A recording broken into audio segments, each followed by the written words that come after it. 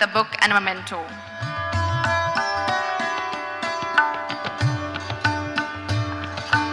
Let's have a huge round of applause and welcome Honorable Shri Uday Samant, Minister of Industries, Government of Maharashtra. Welcome, sir. We have amongst you Honorable Shri Deepak Kesarkar, Minister of Education, Government of Maharashtra. May I request Advocate Vasantrao Bhosle to welcome him with a book and a memento.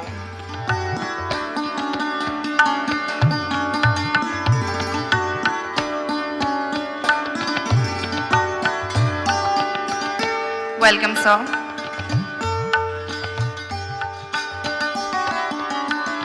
Let's have a huge round of applause for Honorable Shri Deepak Kesarkar, Minister of Education. Renowned for his deep knowledge and fair judgments on critical legal matters, we have amongst here Honorable Shri Justice A.S. Gadkari, Judge, Bombay High Court. May I request Advocate Harshad Nimbarkar to welcome him with a book and memento.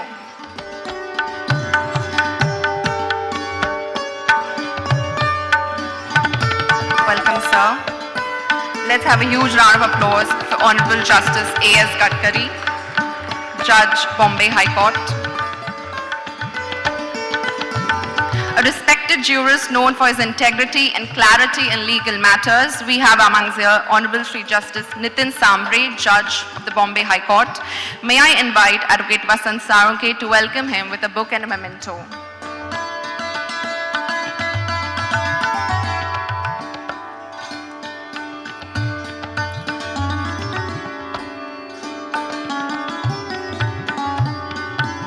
With a huge round of applause, please welcome Honorable Shri Justice Nitin Sambre, Judge of the Bombay High Court. Welcome, sir.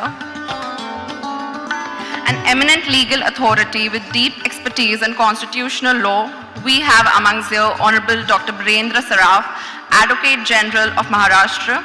May I request Advocate Vittal Konde Deshmukh to welcome him with a book and a memento.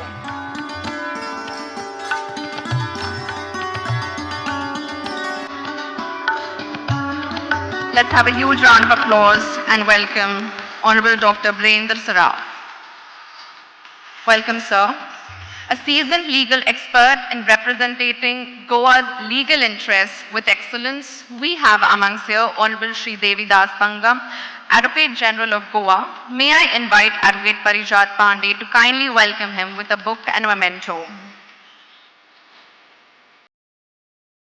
Welcome, sir. Let's have a huge round of applause for Honorable Shri Devi Das Pangam, Advocate General of Goa. Welcome, sir. A leader in the legal fraternity guiding the Bar Council with vision, we have amongst here Honorable Shri Suresh Chandra Shimari, member and former co-chairman of the Bar Council of India. May I request Advocate Rajendra Umap to welcome him with a book and a memento.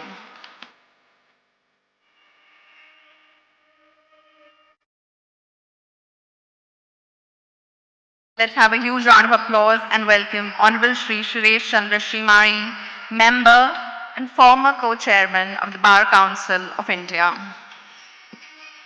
Welcome, sir.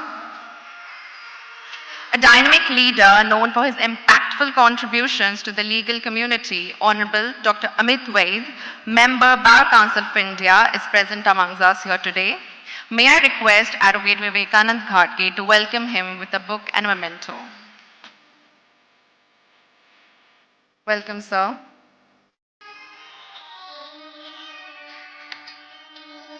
Let's have a huge round of applause for dynamic leader in the legal community, Honorable Dr. Amit Vaid. Honorable Dr. Vijay Patil, Chancellor of the D.Y. Patil University, founder and creator of the D.Y. Patil Stadium, and founder of this platinum-rated world-class facility, Center of Excellence, is present amongst us here today. Let's have a huge round of applause for welcoming Dr. Vijay Patil. May I request Advocate Subhas Bhargave to welcome him with a book and a memento. Welcome, sir.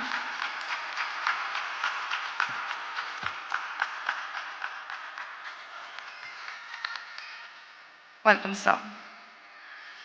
Today marks a significant milestone with the launch of the Advocate Training Academy at Taroza, momentous achievement made possible by the dedication and vision of our chairman, Advocate Sangram Desai. His tireless efforts and commitment will be etched in the history of the Bar Council of Maharashtra and Goa.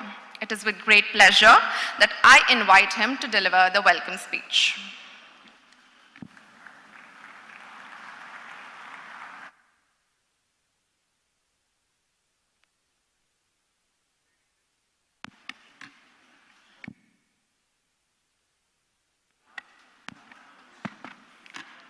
Ladies and gentlemen, esteemed guests on and off the dais, I stand before you today as the chairman of Bar Council of Maharashtra and Goa, representing 250,000 lawyers from the state of Maharashtra, Goa, Diu and Daman.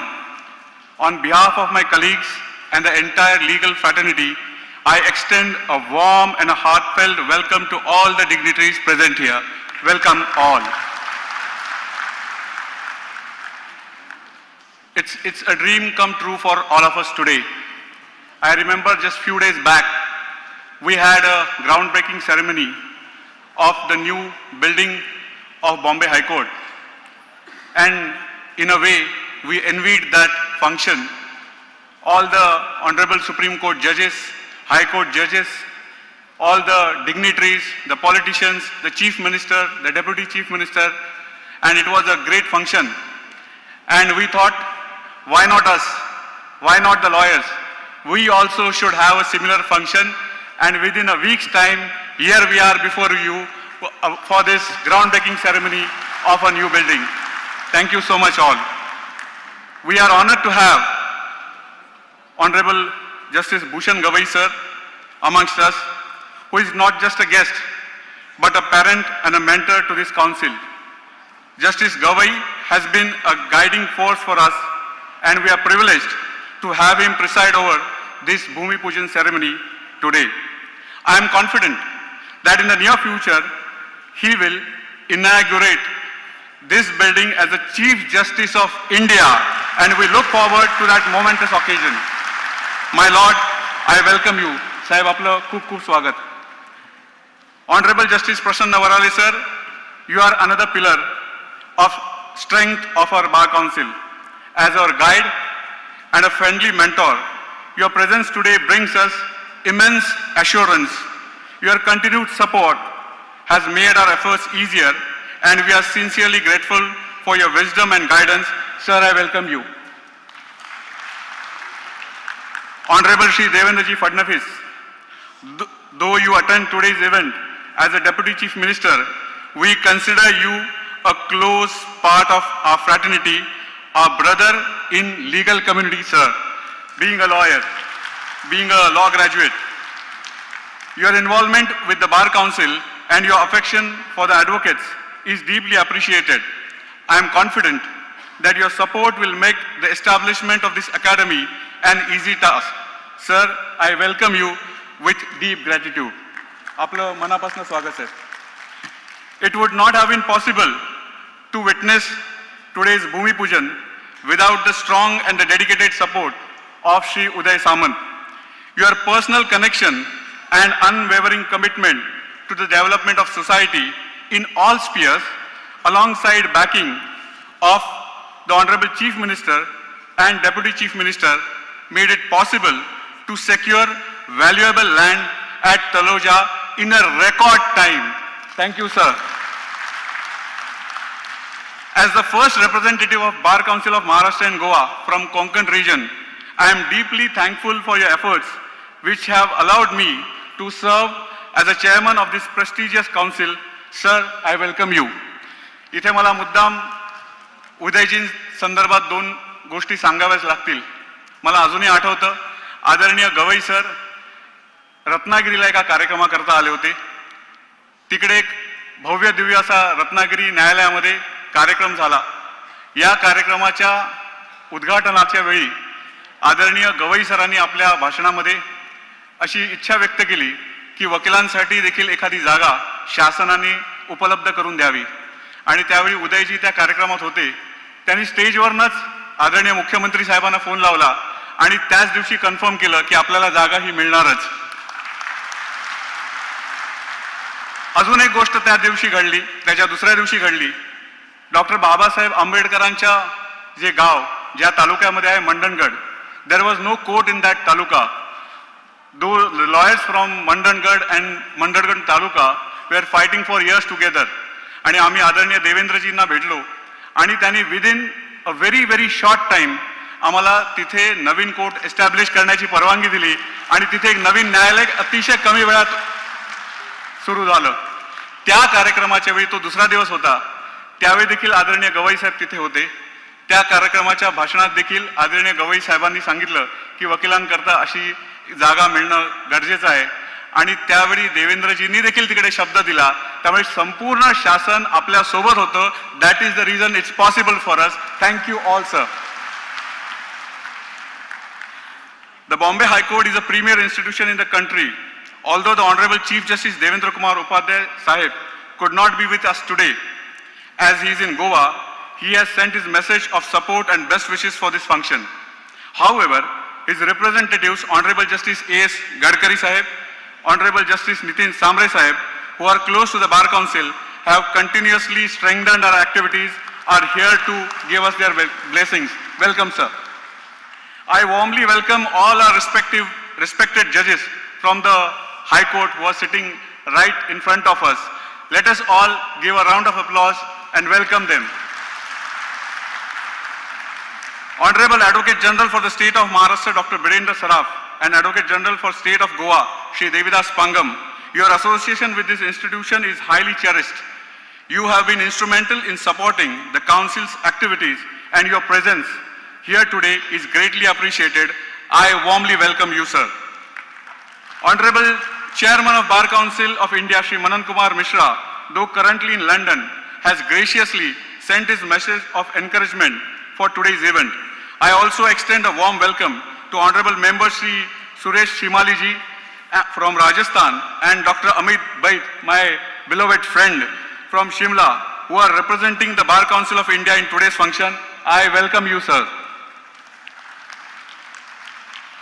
Dr. Vijay Patil, the Chancellor of this institution, has generously provided the venue for this grand occasion in a building that is, and this is very important, that is recognized as the first platinum rated world-class facility center of excellence.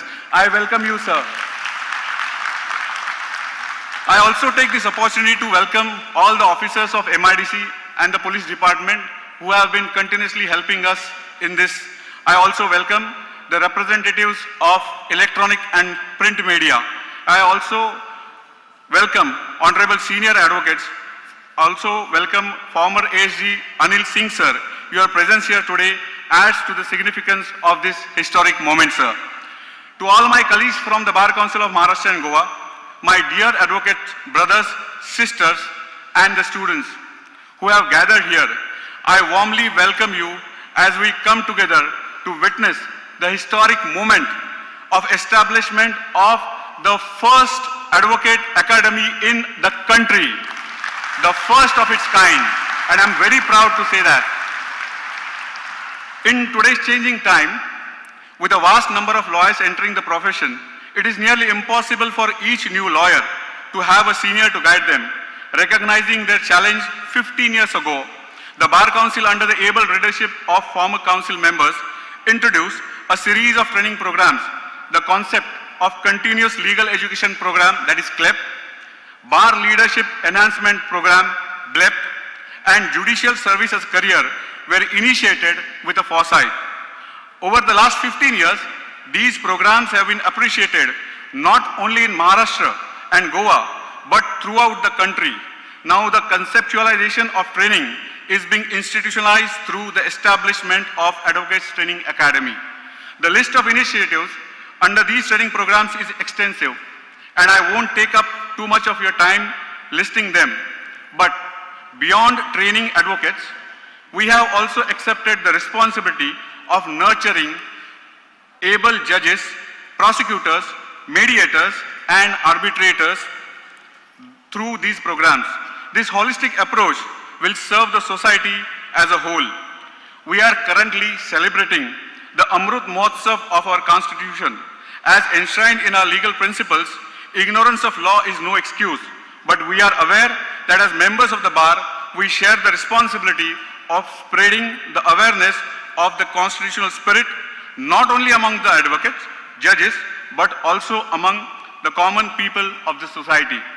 This institute will not only be a center of training, but also for raising awareness about the law for general public. It will be a research institute where small but crucial challenges in law will be explored to accelerate the speed and quality of justice delivery system. The relevance of legal principles must adapt to the modern times. As research center, this institute will work towards identifying these relevant principles, and the insights gathered will be presented to the lawmakers for consideration. मी आदरणीय देवेंद्रजींना सांगू इच्छितो की जे research centre आपण करतो आहोत इथे young talent आहेत, सीनियर लॉयर्स आहेत, former high court judges, supreme court judges will be a part of it, and we will help the government in creating new laws. And that is our aim, your aim, sir. By mistake it comes to your honor. Thus, beyond mere land and building, we have already created invaluable intellectual property for the skillful development of the legal profession and the research of law. This intellectual contribution is acknowledged and appreciated across the country.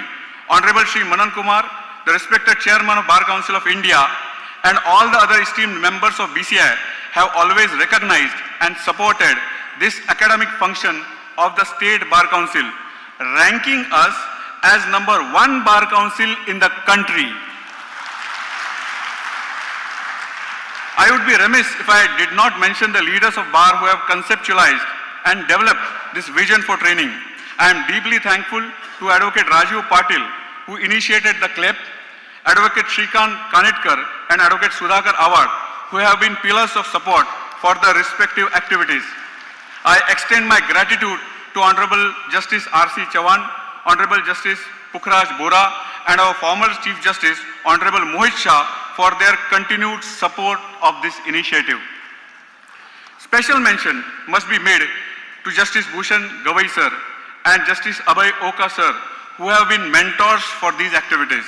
They have emphasized that beyond the knowledge of law, the ethics and spirit of legal profession must be properly instilled in the members of Bar.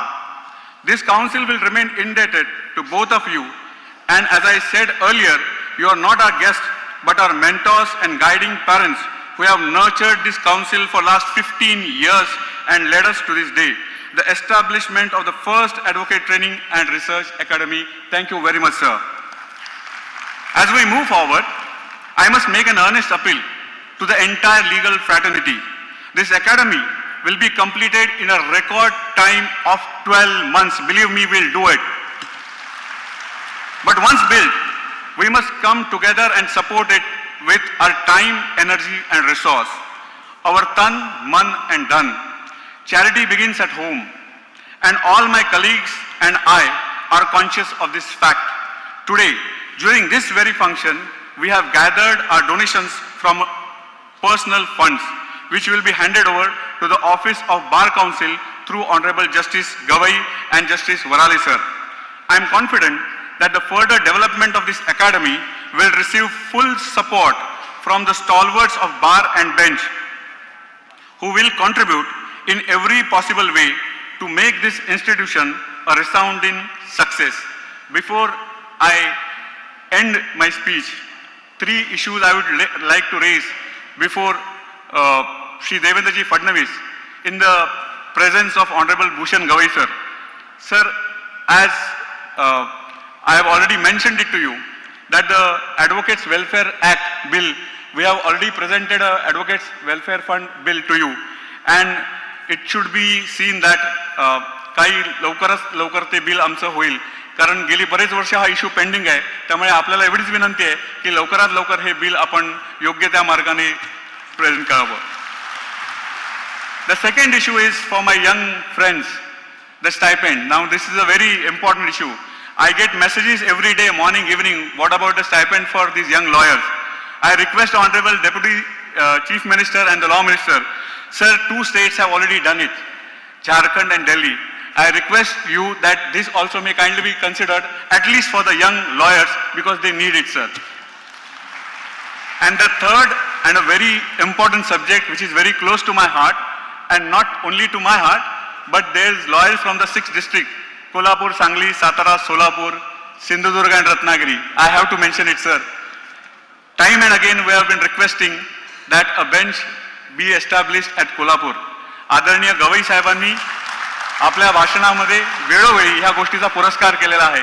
I would request Honorable Devendraji Fadnavis, this is the time that something should be spoken about that issue and it should be taken care of. मी आपल्याला एवढीच विनंती करतो की आपण आजपर्यंत दिलेला प्रत्येक शब्द आमच्या पाळलेला आहे. मी एवढंच आपल्याला विनंती करेन, याच्यावरती देखील आपण कृपया विचार करावा आणि लवकरात लवकर कोल्हापूरला खंडपीठ करण्याचा प्रयत्न करावा ही विनंती करतो. Once again, today morning I have been receiving messages. खूप मेसेजेस येतात ह्या कार्यक्रमासंदर्भात आणि त्याच्यामधले काही मेसेज असे आहेत की सगळा कार्यक्रम छान आहे, परंतु तुम्ही हा पितृपक्षामध्ये का करता? लीगल पॉइंट काढला. साहेब, मी त्या सगळ्यांना शेवटी मग एक मेसेज पाठवला. म्हटलं 1961 पासून आतापर्यंत गेली जवळजवळ 60-62 वर्ष झाली की आपले जे पूर्वज आहेत त्यांची फार इच्छा होती की हे पूर्ण व्हावं आणि पितृपक्षात आपलं काम होत आहे, त्यामुळे आपलं काम हे अतिशय योग्य वेळेत चाललेलं आहे. मी सर्व मान्यवरांचे अतिशय मनापासून आभार व्यक्त करतो. Thank you very much and God bless you all. I am sorry, sir, I forgot to welcome Honorable Deepak Kesarkar, sir. Thank you so much.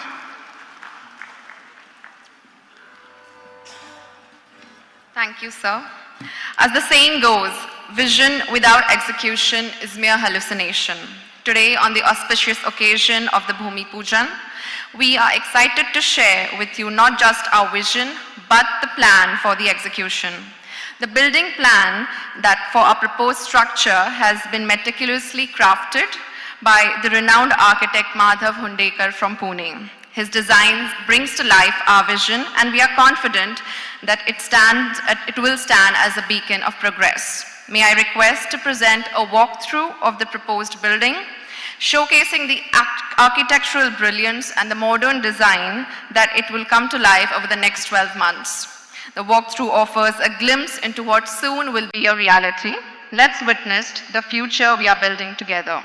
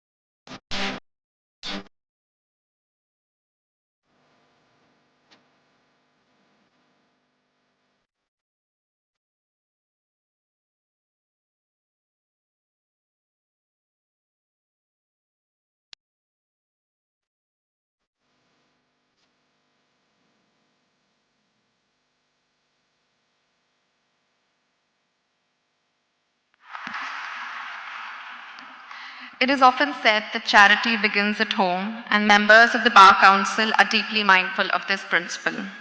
In keeping with that spirit, before seeking contributions from the wider legal fraternity, the Bar Council members themselves have collectively donated an impressive sum of 1,21 lakhs. At this moment, we request Honorable Chairman Shri Sangram Desai of the BCMG to present this check as a symbol of a collective commitment and support from all members of the BCMG to Honorable Justice Gavai, who will graciously hand it over to the Secretary of BCMG.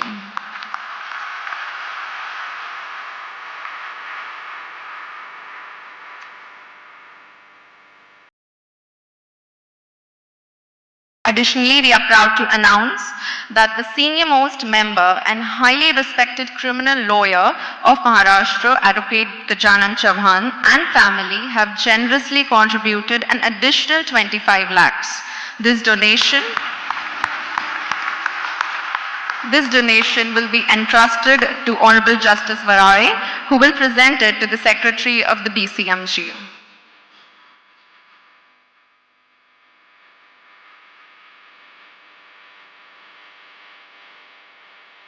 Thank you, sir. We are happy to announce that Honorable Shri Ram Seth Thakur, former MP, announced a donation of Rs 50 lakhs for this noble cause. On appeal of the former chairman of BCMG, Advocate Rajendra Umap, may I request Advocate Rajendra Umap to escort Ram Seth Thakur on dais and hand over the check to Honorable Shri Justice Gavai sir.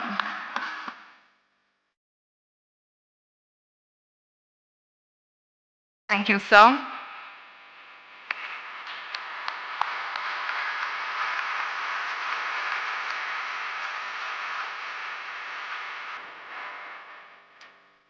Thank you for all the donations.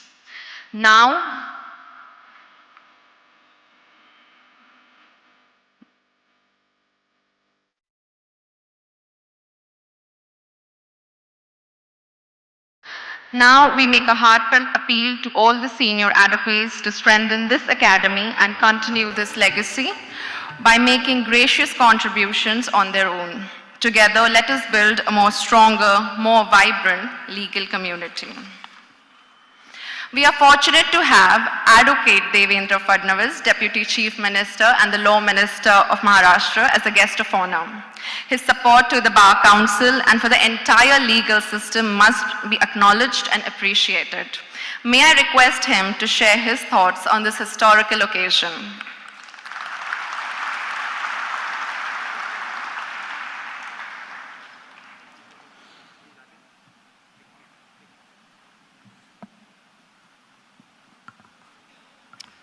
सर्वांना नमस्कार. Advocates academy and research सेंटरच्या भूमिपूजन प्रसंगी ज्यांच्या हस्ते आपण आज भूमिपूजन केलं आहे ते सर्वोच्च न्यायालयाचे न्यायमूर्ती आणि खऱ्या अर्थानं सर्व वकिलांचे गार्जियन जस्टिस भूषण गवई साहेब,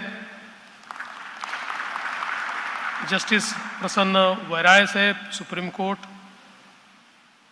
बॉम्बे हायकोर्टचे आदरणीय जस्टिस एस गडकरी, आदरणीय जस्टिस नितीन सामरेजी, त्यासोबत उपस्थित असलेले आमचे सहकारी श्री उदय सामंतजी, दीपक केसरकरजी, ॲडव्होकेट जनरल महाराष्ट्राचे डॉक्टर बिरेंद्र सराफ, गोव्याचे श्री देविदास पांगम, मंचावर उपस्थित असलेले ज्यांच्या मेहनतीतून हा सगळा कार्यक्रम साकारला जातो आहे ते advocate Sangram Desai, advocate Sudeep Pasbola, advocate Ashish Deshmukh, Shri Sureshchandra Shrimali, doctor Amit Vaid, doctor Vijay Patil, Ramsheth ठाकूरजी, सर्वच या ठिकाणी उपस्थित असलेले बॉम्बे हायकोर्टचे न्यायमूर्ती, माजी न्यायमूर्ती, वरिष्ठ वकील मंडळी आणि उपस्थित सर्व भगिनी आणि बंधूंनो, आज अतिशय आनंदाची गोष्ट आहे की ॲडव्होकेट अकॅडमी अँड रिसर्च सेंटरचं भूमिपूजन नुकतंच संपन्न झालं.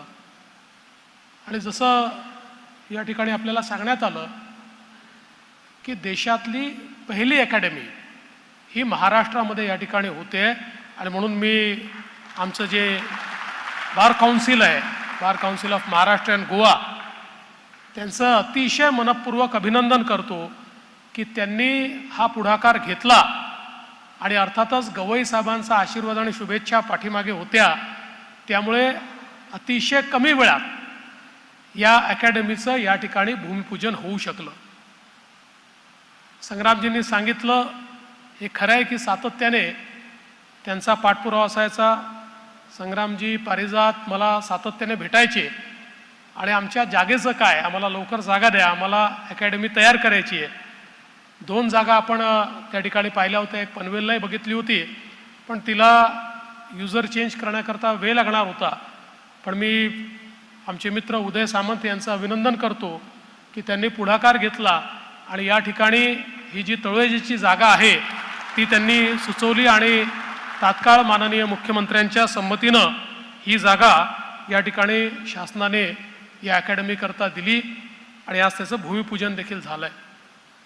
खरं तर मला असं वाटतं की ही अतिशय चांगली गोष्ट आहे, कारण आपल्या देशामध्ये बार काउन्सिल्स सगळीकडे आहेत, देशाची आहे, प्रत्येक राज्यामध्ये आहे, प्रत्येक हायकोर्टामध्ये आहे. आणि आमचे सगळ्या बार काउन्सिलचे जे सदस्य आहेत ते सातत्याने प्रयत्न करत असतात की आमचे जे वकील आहेत त्यांना योग्य प्रकारचा न्याय मिळावा, सोयीसुविधा मिळाव्या, त्यांना योग्य ज्ञान मिळावं. मात्र त्याकरता एक व्यवस्था की जी नवीन वकिलांना काही चांगलं ज्ञान देऊ शकेल आणि जी न्यायव्यवस्थेमध्ये किंवा लेजिस्लेशनमध्ये देखील कॉन्ट्रीब्यूट करू शकेल, अशा प्रकारची एक अकॅडमी ही अत्यंत आवश्यक होती. आणि हा एक चांगला विचार या ठिकाणी मांडण्यात आला आणि मला विश्वास आहे की आता ही अकॅडमी तयार झाल्यानंतर एकीकडे जी काही विविध क्षेत्र आहेत न्यायदानाचे, त्या क्षेत्रामध्ये ही अकॅडमी चांगलं काम करेलच. पण ज्याचा उल्लेख संग्रामजी आपण केला, मला देखील असं वाटतं की आपलं जे प्रोसेस ऑफ लेजिस्लेशन आहे त्याच्यामध्ये अधिक कॉन्ट्रीब्युशन जर आपण तुमच्या साईडचं घेऊ शकलो तर मला असं वाटतं की त्याचा एक फायदा एक चांगला कायदा बनवण्यामध्ये देखील निश्चितपणे होऊ शकतो. आणि एखादा कायदा बनवत असताना त्या संदर्भातले इनपुट्स किंवा त्या संदर्भात त्याचं ॲप्रिसिएशन हे जर अशा प्रकारची अकॅडमी करू शकली आणि ही व्यवस्था जर आपण उभी केली तर मला असं वाटतं की कायद्यांमध्ये अधिक लोकाभिमुखता आणता येते आणि अधिक अचूकता देखील आपल्याला आणता येईल. आणि म्हणून अतिशय चांगल्या प्रकारची ही अकॅडमी आता या ठिकाणी सुरू होते. खरं म्हणजे आज आपलं न्यायदानाचं क्षेत्र हे अत्यंत वेगानं बदलत आहे. मला या गोष्टीचा देखील आनंद आहे की काही दिवसापूर्वीच आपण बॉम्बे हायकोर्टच्या नवीन इमारतीचं या ठिकाणी भूमिपूजन केलं आणि आता अकॅडमीचं भूमिपूजन आपण करतोय. पण आज आपण पाहतोय की विशेषतः टेक्नॉलॉजीमुळे सर्व क्षेत्र ही खूप मोठ्या प्रमाणात बदलत आहेत. अगदी आपल्या सुप्रीम कोर्टाने कोविडच्या काळामध्ये ज्या प्रकारे ऑनलाईन कारभार चालवला आणि त्याच्यामुळे कोर्ट बंद झाले नाहीत आणि लोकांना न्याय मिळू शकला, त्यातनं एक प्रकारचा कॉन्फिडन्स हा आज संपूर्ण ज्युडिशियरीमध्ये देखील तयार झालेला आहे की अशा प्रकारे आपल्याला ऑनलाईन कारभार चालवता येऊ शकतो आणि तो आज मोठ्या प्रमाणात होताना आपल्याला पाहायला मिळतोय. ई फायलिंगचा आग्रह सुप्रीम कोर्टाने धरला आणि मला अतिशय आनंद वाटतो की बार council of Maharashtra and Goa यांनी सगळ्यात जास्त पुढाकार घेतला आणि आज आपल्या जवळजवळ सगळ्या कोर्ट्समध्ये त्या ठिकाणी ई फायलिंगची सुविधा आपण सुरू केली आणि त्यातनं एक प्रकारची ट्रान्सपरन्सी देखील आणि एक प्रकारची एफिशियन्सी देखील या ई फायलिंगच्या माध्यमातून तयार झालेली आपल्याला पाहायला मिळाली. अलीकडच्या काळामध्ये कायद्याचं जे काही शिक्षण आहे ते शिक्षण देखील मला असं वाटतं त्याचाही विस्तार मोठ्या प्रमाणात झाला आहे. पूर्वी फार लिमिटेड कॉलेजेस होते, पण आता फार चांगले कॉलेजेस तयार झाले आहेत. आमच्या या ठिकाणी पाटील साहेबांनी, विजय पाटील साहेबांनी देखील अतिशय चांगली अकॅडमी तयार केलेलं, कॉलेज तयार केलेलं आहे. खरं म्हणजे जे काही मंचावर बसलेले जजेस आहेत ते जजेस ही गोष्ट निश्चितपणे त्याचे साक्षीदार आहेत की ज्या काळामध्ये त्यांनी किंवा आम्ही लॉचं शिक्षण घेतलं त्यावेळी इतके चांगले कॅम्पसेसचा कधी कॉन्सेप्ट नव्हता. त्याच्यामुळे अलीकडच्या काळातले कॅम्पसेस पाहिल्यानंतर खरोखर मनापासून आनंद वाटतो की आपली एज्युकेशन सिस्टीम ही वेगानं पुढे चाललेली आहे. आणि आज जेव्हा आपण पाहतोय की आर्टिफिशियल इंटेलिजन्सचा वापर आता सगळीकडे होतोय आणि विशेषतः कायद्याच्या क्षेत्रामध्ये तो अतिशय वेगानं सुरू झालेला आहे. म्हणजे एक काळ असा होता की नवीन लॉयर्सला जेव्हा ते कुठल्या सिनियरकडे जॉईन व्हायचे त्यावेळी केस लॉ कसा शोधायचा, अथॉरिटी कशी शोधायची हे त्याला शिकवलं जायचं. ते एक महत्त्वाचं काम असायचं. पण आता मात्र ChatGPTला सांगितलं तरी अथॉरिटी तिथनं आपल्याला शोधून मिळते. अशा प्रकारचा एक मोठा फरक हा आपल्याला झालेला दिसतोय. मला असं वाटतं की कुठलाही जो काही बदल होत असतो तो बदल आपण अंगीकारला पाहिजे आणि त्याकरता तो बदल सर्वांपर्यंत पोचेल अशी व्यवस्था केली पाहिजे. आणि म्हणून मला असं वाटतं की अशा प्रकारची अकॅडमी याकरता आवश्यक आहे की वेगानं बदलणाऱ्या या सगळ्या जगामध्ये आज जे काही नवीन येत आहे ते नवीन आमच्या लॉयर्सपर्यंत पोचलं पाहिजे. असं म्हणतात की आजचं जग कसं आहे तर लर्न, अनलर्न अँड रिलर्न अशा प्रकारचा मंत्र आजच्या जगाचा आहे. म्हणजे जे आपण शिकलो आहे ते विसरावं लागतं, नवीन शिकावं लागतं, पुन्हा जे नवीन शिकलो आहे ते विसरावं लागतं, पुन्हा नवीन शिकावं लागतं. त्यामुळे केवळ यंग लॉयर्स करता नाही तर मला असं वाटतं की वर्षानुवर्ष जे लॉयर्स काम करतायत त्यांच्याही करता एक अपग्रेडेशनची आवश्यकता अलीकडच्या काळामध्ये आपल्याला या सगळ्या टेक्नॉलॉजिकल ॲडव्हान्सेसमेंट्समुळे त्या ठिकाणी करावी लागणार आहे. आणि म्हणून एक महत्त्वाचं काम हे या अकॅडमीच्या माध्यमातून या ठिकाणी होणार आहे. मी त्याकरता अतिशय मनपूर्वक शुभेच्छा देतो.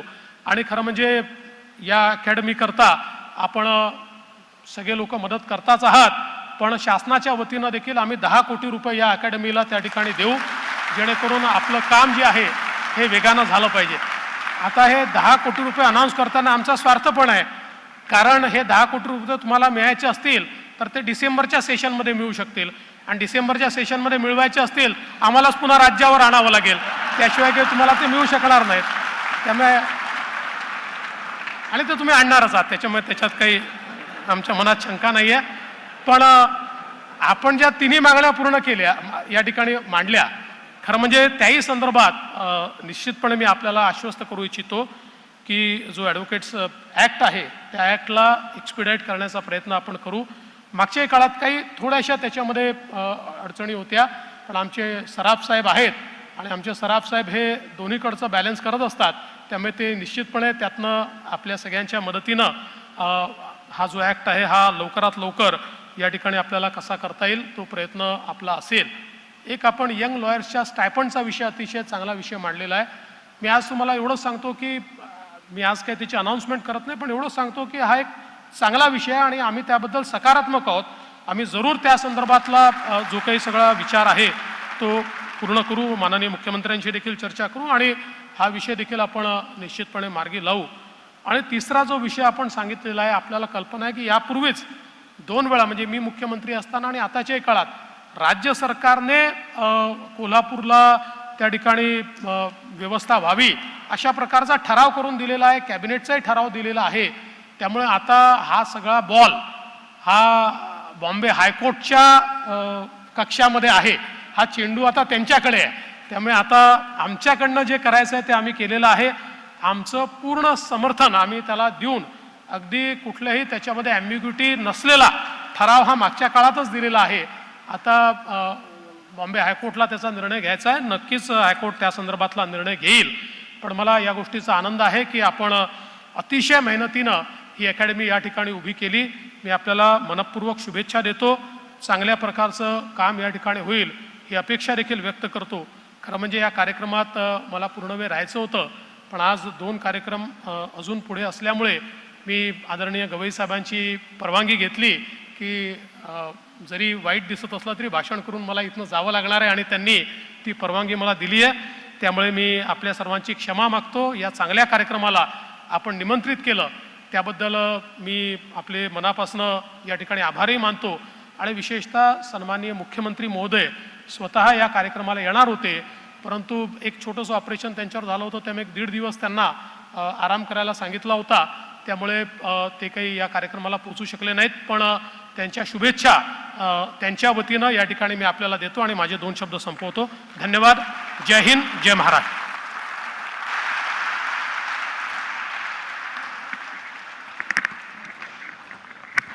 Thank you, sir.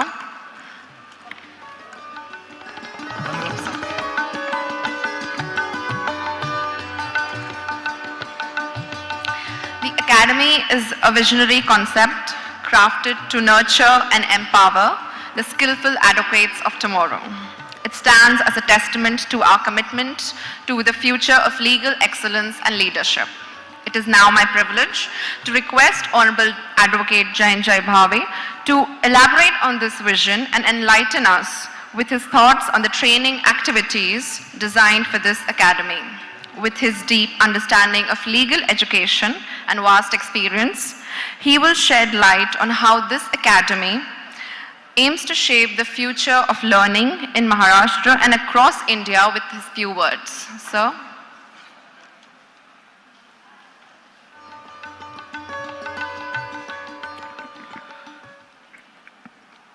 Honorable Justice Bhushan Gavai and all the dignitaries on the dais, of the dais.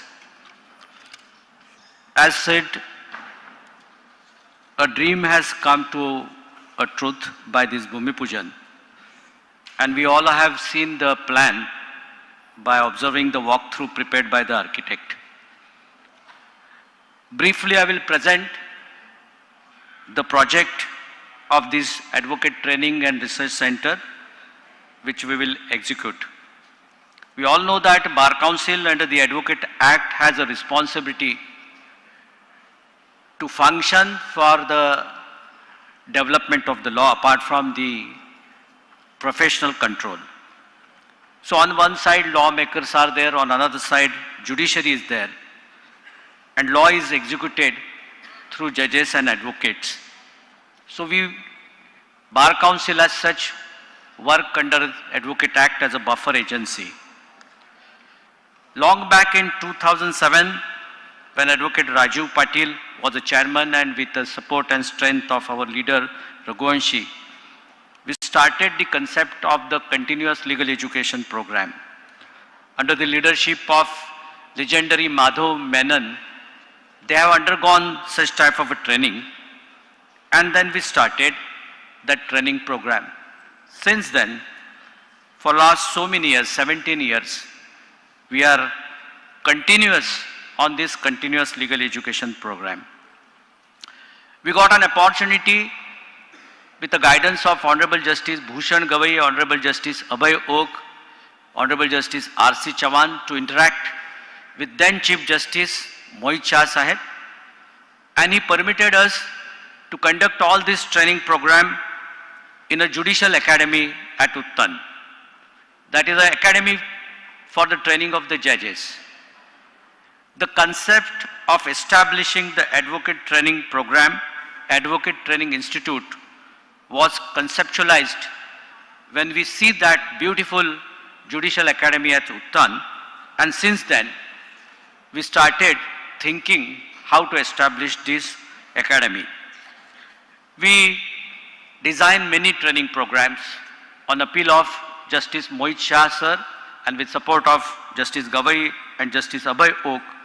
We started judicial service as a career, and through that activity, as on today, I am proud to inform the House that we have contributed near about 400 judicial magistrates to the system and near about 30 district judges through this training program. Many arbitrators, mediators, trainers are the products of this entire training crusades.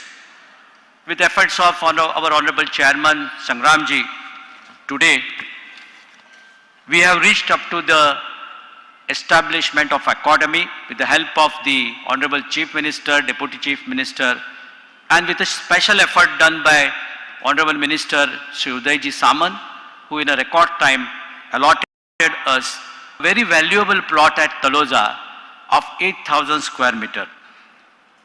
Dear friends, here we are going to construct 2.5 lakh square feet It consists administrative building, academic building, research center.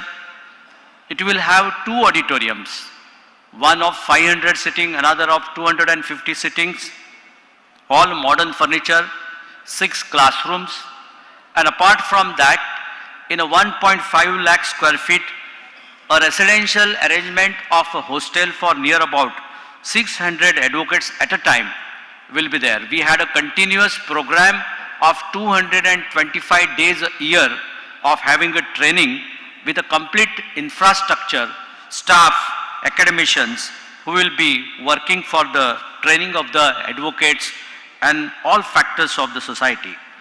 This construction which we have proposed, we have seen the draft. A very famous architect has prepared this plan, and this construction will be on the principles of green architectural with required certification, as this building is said to be one of the greatest building having a platinum certification. Our aim will be to also have a platinum certification to this academy also. There will be an amphitheater, there will be a library of books and the modern information technology.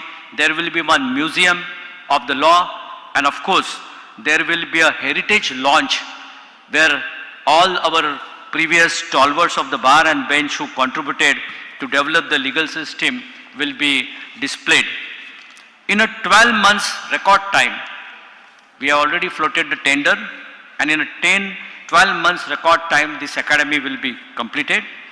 This academy will be constructed with the help of the contribution of the lawyers and funds collected from the lawyer community. Today, a beginning has been started. 2 crore rupees are contributed today by way of a donation, and I am thankful to all the donors from the bottom of my heart. In the first phase, we will be doing a construction of 55 lakhs rupees, and another phase we will be doing a construction of another 50 lakhs rupees.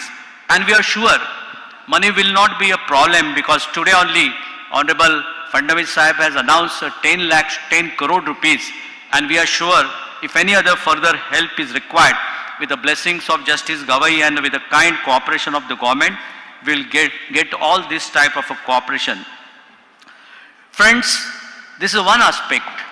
Building can be constructed by the money, but the knowledge and the wisdom which is required to be shared to the youngsters is an important aspect of behind establishing this particular academy. Near about 100 stalwarts from the bar and bench has contributed their knowledge, intellectual knowledge, by giving by showing their preparedness to become a lecturer, trainer in this institution. And 25 books are going to be published to the academy. As a symbol, today we are publishing 3 books written by 3 stalwarts, Advocate Kanitkar sir, Advocate Awad sir, and Shri Gujarati Sahib, on a different subject of law, for the specially designed for the purpose of this training academy.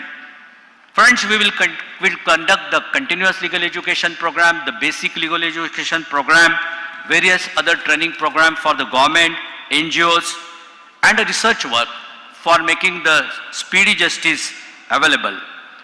Friends, I need not take you much time, but we are completing 75 years of the Samvidhan, and in this Amrut Mahotsav, we must impress in the society the constitutional sensitization is a need.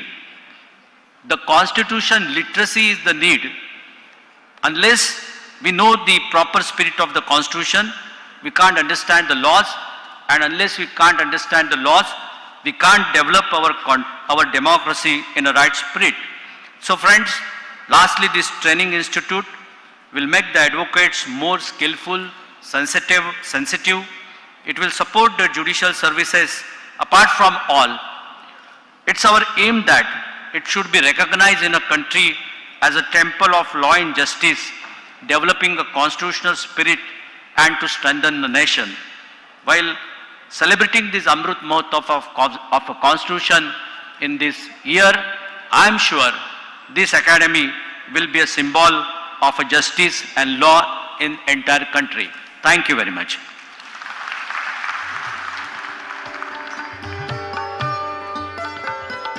sir.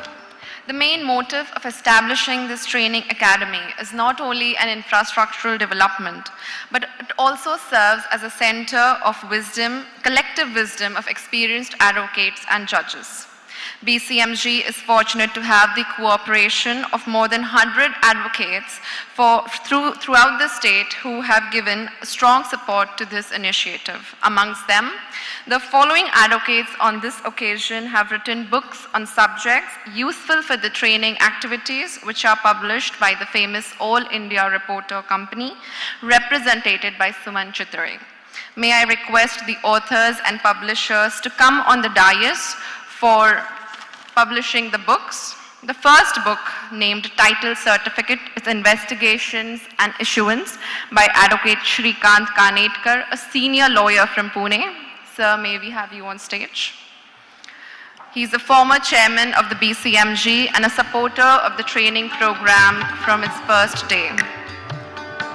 The second book, Draftsman Conveyancing by Advocate Dr. Sudhakar Awad, along with co-author Dr. Arvind Awad, Advocate on Record, Supreme Court of India, Teacher of Teachers and honored by the Jeevan Gaurav Puraskar of BCMG, a great lecturer and author, has written the second book.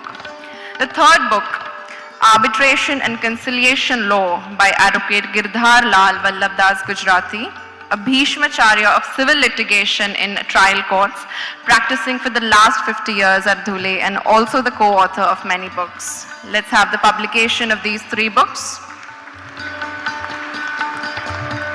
Thank you all.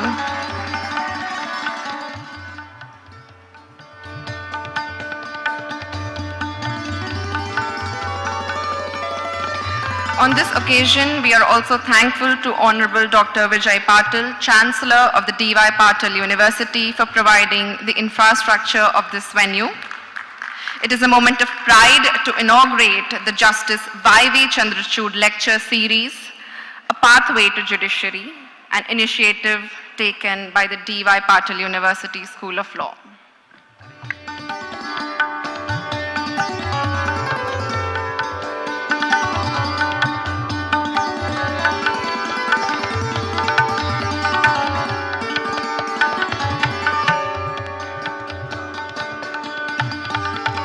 Let's have the publication of the book Draftsman Conveyancing by Advocate Dr. Sudhakar Awad, sir, along with his co-author Dr. Arvind Awad, Advocate on Record, Supreme Court of India.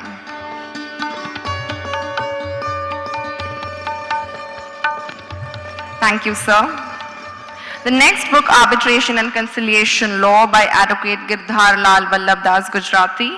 Let's have the publication of his book, Arbitration and Conciliation Law. Sir is regarded as a Bhishmacharya of civil litigation in trial courts and has been practicing for the last 50 years at Dhule.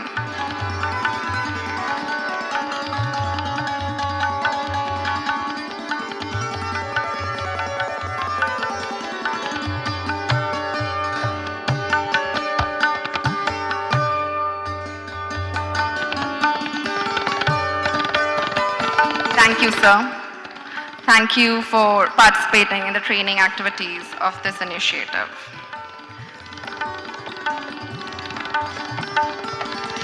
On this occasion, we are also thankful to Honorable Dr. Vijay Patil, Chancellor of the D.Y. Patil University, for providing a venue for this program. And it is a moment of pride to inaugurate the Justice Y.V. Chandrachud Lecture Series, A Pathway to Judiciary, an initiative taken by the D.Y. Patil University School of Law, and unveiling of its cover page virtually through the click on the tab.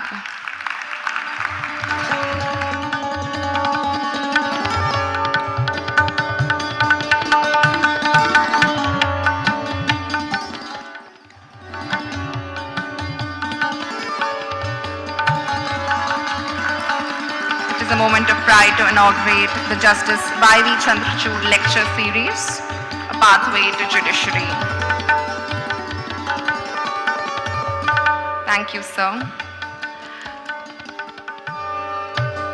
We have amongst us the Minister of Industries, Government of Maharashtra, Honorable Shri Uday Samant, who has been a pillar of this entire initiative of the Bhumi Pujan ceremony. I request him to share his few words and insights in today's gathering.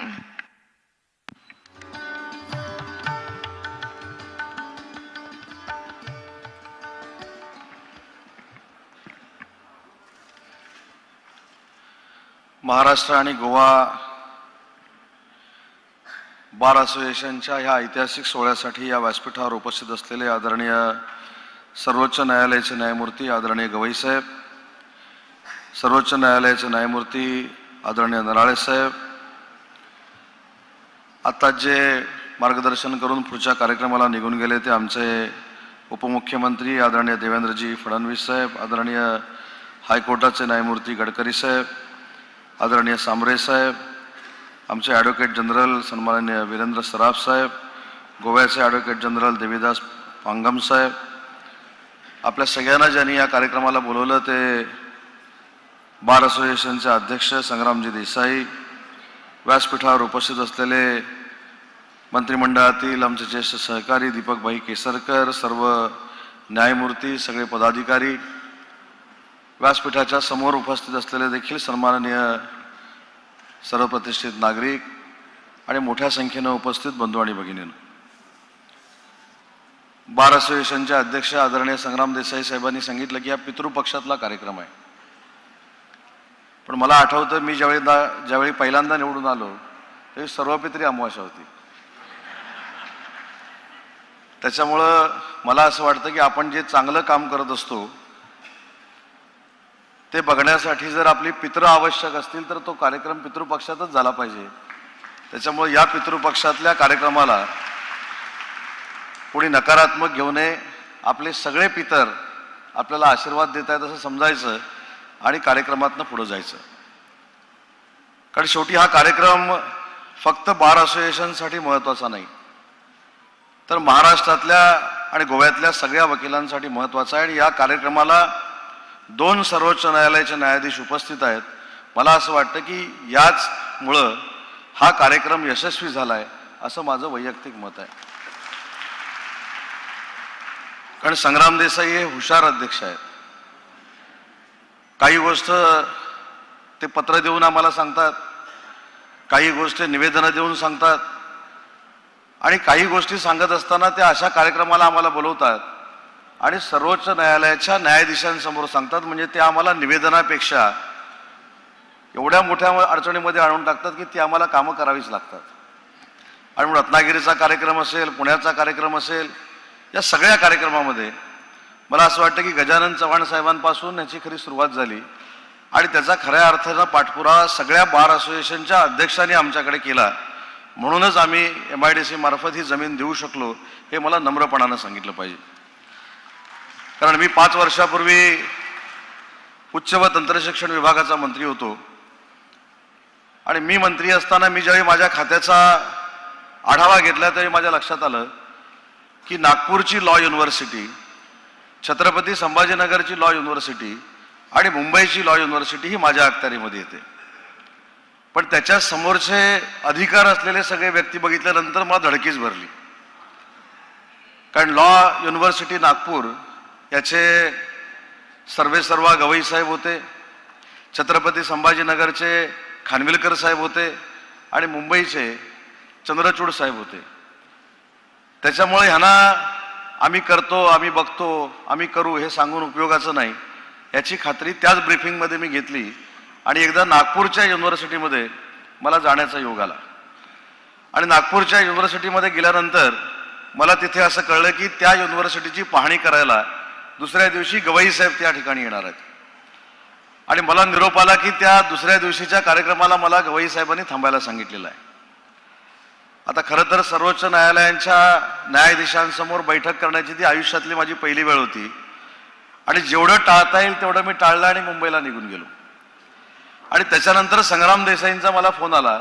मी हा किस्सा पुण्याच्या देखील कार्यक्रमामध्ये सांगितला की कुठच्याही परिस्थितीमध्ये आज सर्वोच्च न्यायालयाचे न्यायाधीश गवई साहेबांनी तुला एका कामासाठी डायलॉग करायला सांगितलेला आहे. मी असेच 2 दिवस घालवले. तिसऱ्या दिवशी मला परत संग्राम देसाईंचा फोन आला अरे तू काय माझी चेष्टा करतोस की काय, गवई साहेबांची बोलला नाहीस का?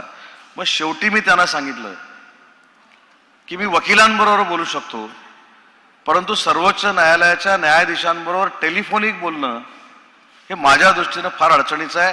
कारण शेवटी आपण न्यायिक व्यवस्था जी देशाची बघतो, लोकशाहीची बघतो, याच्यामध्ये या न्यायालयांना अनन्यसाधारण असं महत्त्व आहे. तरी मला संग्राम देसाईंनी कॉन्फिडन्स दिला आणि मी गवई साहेबांशी बोललो आणि गवई साहेबांनी मला फोनवर सांगितलं की उदय, आज हे नशिबी तुझ्या भाग्य आलंय की तू या तिन्ही युनिव्हर्सिटी मंत्री म्हणून बघतोयस. विदर्भातली ही नागपूरची लॉ युनिव्हर्सिटी आहे, शासनानं काही करून याला 150 कोटी रुपये मंजूर केले पाहिजेत. मी तोच आदेश मानला, तेच नोटिंग केलं, हे आजही सांगतो. आणि त्याचा फायदा किती होतोय मला नंतर सरकारमध्ये कळलं. मी तेच नोटिंग केलं की सर्वोच्च न्यायालयांच्या न्यायाधीशांनी या संदर्भातली विचारणा केलेली आहे, म्हणून तातडीनं हे पैसे मंजूर करणं गरजेचं आहे. आपल्याला आश्चर्य वाटेल की जी माझ्या मनामध्ये शंका होती तीच अधिकाऱ्यांच्या मनामध्ये शंका होती. आमची फाईल गेल्यानंतर 2 महिने, 3 महिने, 4 महिने, वर्षभर सापडत नाही, परंतु गवई साहेब तुमचं नाव सांगितल्यानंतर पुढच्या 8 दिवसामध्ये 75 कोटी रुपये आम्ही मंजूर करू शकलो. आणि परत पुढच्या 8 दिवसाने मी स्वतःहून सांगितलं की गवई साहेबांचा फोन आला होता, अजून 75 कोटी रुपये द्यायचे आहेत, त्याचं काय झालं? 3 दिवसात ते देखील 75 कोटी रुपये त्या लॉ युनिव्हर्सिटीला मिळाले. मला याच्यातनं एवढंच सांगायचं की देशातल्या सर्वोच्च लोकशाहीच्या आपल्या देशामध्ये न्यायिक व्यवस्थेला किती महत्त्व आहे आणि न्यायिक व्यवस्थेबद्दल किती आदर आहे हे प्रशासनातनं त्यावेळी देखील मला कळलं. आणि म्हणून असाच हा प्रवास माझा देखील सुरू झाला आणि मग अनेक प्रश्नांमध्ये मला सहभागी होण्याची या ठिकाणी संधी मिळाली. परंतु संधी मिळाली ही संधीचं सोनं करणं आणि ते ऐतिहासिक क्षणाचं साक्षीदार होणं हे कुठेतरी माझ्या नशिबात होतं. म्हणून मी राज्याचा नंतर उद्योगमंत्री झालो आणि आज देशातली पहिली बार असोसिएशनचं ट्रेनिंग सेंटर होत असताना ती जागा आमच्या MIDC मार्फत तुम्हाला देण्यात आली. याच्यामध्ये मला असं वाटतं की आम्ही काहीही मोठं काम केलं नाही, आमची ही जबाबदारी आहे. ज्युडिशरी सेक्टरमध्ये चांगलं काम करून आपली लोकशाही मजबूत करणं ही आमची जबाबदारी आणि त्याच भावनेतनं ही जागा आम्ही दिलेली आहे. पण इथे आल्यानंतर हा देखील मला एक अनुभव आला. साहेब तुमच्यासमोर सांगायला काय हरकत नाही, संग्राम देसाई म्हणाले ही महागडी जागा आहे, पण किंमत सांगितली नाही. मगाशी सूत्रसंचालन करताना त्या मॅडम पण म्हणाल्या ही महागातली जागा दिली, पण अमाऊंट कोण सांगायला तयार नाही. शेवटी आता माझी जबाबदारी वाढली म्हणून त्याचे मी अमाऊंट सांगतो. 32 कोटी रुपयाची जागा ही महाराष्ट्र शासनानं आपल्या महाराष्ट्राची न्यायिक व्यवस्था स्ट्रॉंग होण्यासाठी तुमच्या ताब्यामध्ये दिलेली आहे. आणि देवेंद्रजींनी देखील सांगितलं की 10 कोटी रुपये ते देणार आहेत. त्याच्यामुळं संग्रामजी मी आपल्याला शब्द देतो की MIDC कडनं 0.01% देखील त्रास होणार नाही, याची जबाबदारी उद्योगमंत्री म्हणून माझी आहे आणि त्याची प्रचिती तुम्हाला सगळ्यांना आलेली देखील आहे. आणि ही युनिव्हर्सिटी जी आहे, या 3 युनिव्हर्सिटी ज्या आहेत त्यांना जर आपण टायअप करून हे जर ट्रेनिंग सेंटर चालवलं तर अजून त्याच्यामध्ये चांगले चांगले वकील तयार होतील. नवीन वकिलांना देखील वेगवेगळी दालनं या संपूर्ण ट्रेनिंग सेंटरमध्ये मिळतील आणि हे ट्रेनिंग सेंटर सगळ्यात पहिलं महाराष्ट्रामध्ये होतंय, याचा देखील गर्व आमच्यासारख्या कार्यकर्त्यांना आहे. पण माझी एक विनंती आहे संग्रामजी तुम्हाला, आता ते मनावर घ्यायचं की नाही तुम्ही ठरवा, कारण या सेक्टरमध्ये जास्त माझा अभ्यास नाही, कारण मी काय लॉ झालेलो नाही. परंतु याच्यामध्ये थोडं ट्रेनिंग आमच्यासारख्यांना देखील ठेवा.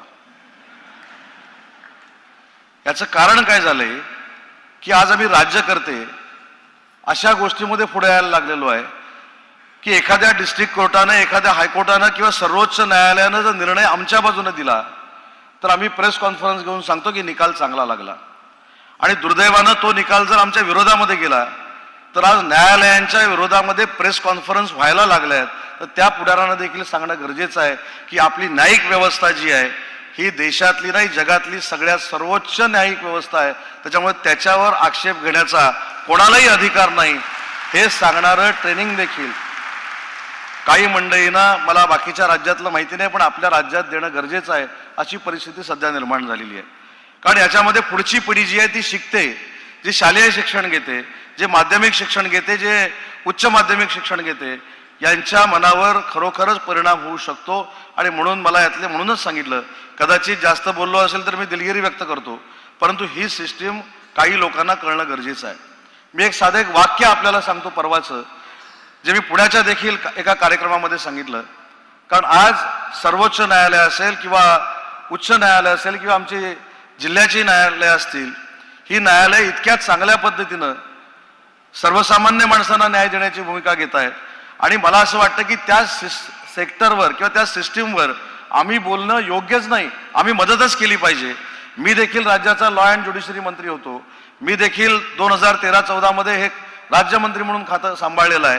त्याच्यामुळे राजकारणाने त्याच्यामध्ये इंटरफेरन्स किती करायचा हे देखील नियम असताना काही लोक, म्हणजे परवा एक महिन्यापूर्वीची गोष्ट आहे, कवी साहेब एका व्यक्तीनं असं सांगितलं की आता न्यायालयांच्या, ज्याला आपण तराजू घेतलेली न्यायदेवता आहे, त्या न्यायदेवतेवरच्या डोळ्यावरची पट्टी काढून टाकण्याची गरज आहे. अशा पद्धतीची भाषा जर पॉलिटिकल लीडर हे आपली न्यायिक व्यवस्था एवढी पारदर्शक असताना बोलायला लागले, तर त्यांना देखील संग्रामजी एक वर्ग ठेवा. कधी ठेवायचा तो बघा, शक्यतो सकाळी 9:30चा ठेवलात तर बरं. त्याच्यामुळे मला असं वाटतं की या देखील सिस्टीममध्ये आपण थोडाफार पुढाकार घेतला पाहिजे. आणि मंडणगडचा उल्लेख आपण या ठिकाणी केला, या सगळ्या रत्नागिरीच्या बाबींचा आपण या ठिकाणी उल्लेख केला. त्याचं पण श्रेय सगळ्याच्या सगळं गवई साहेबांना जातं.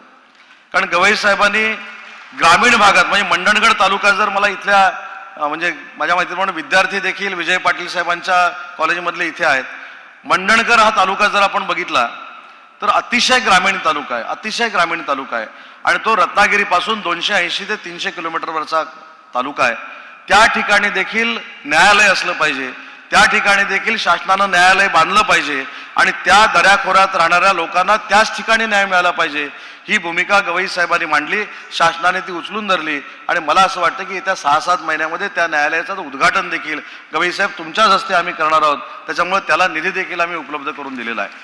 आणि म्हणून मला या कार्यक्रमाला उपस्थित राहत असताना आनंद एवढ्यासाठीच होतोय की प्रत्येकानं खरं नवीन स्टुडंट आहेत त्यांनी देखील किंवा विजय पाटील साहेबांना देखील मला एक विनंती करायची आहे की ह्या सेंटरला अजून डेव्हलप करण्यासाठी, आणि हे नुसतं देशातलं नाही तर जगातल्या विद्यार्थ्यांना बघायला येणारं हे बार असोसिएशनचं आमचं सेंटर असावं, यासाठी तुमच्यासारख्या देखील संस्था चालकांनी त्यांच्याबरोबर टायअप करून काम केलं पाहिजे.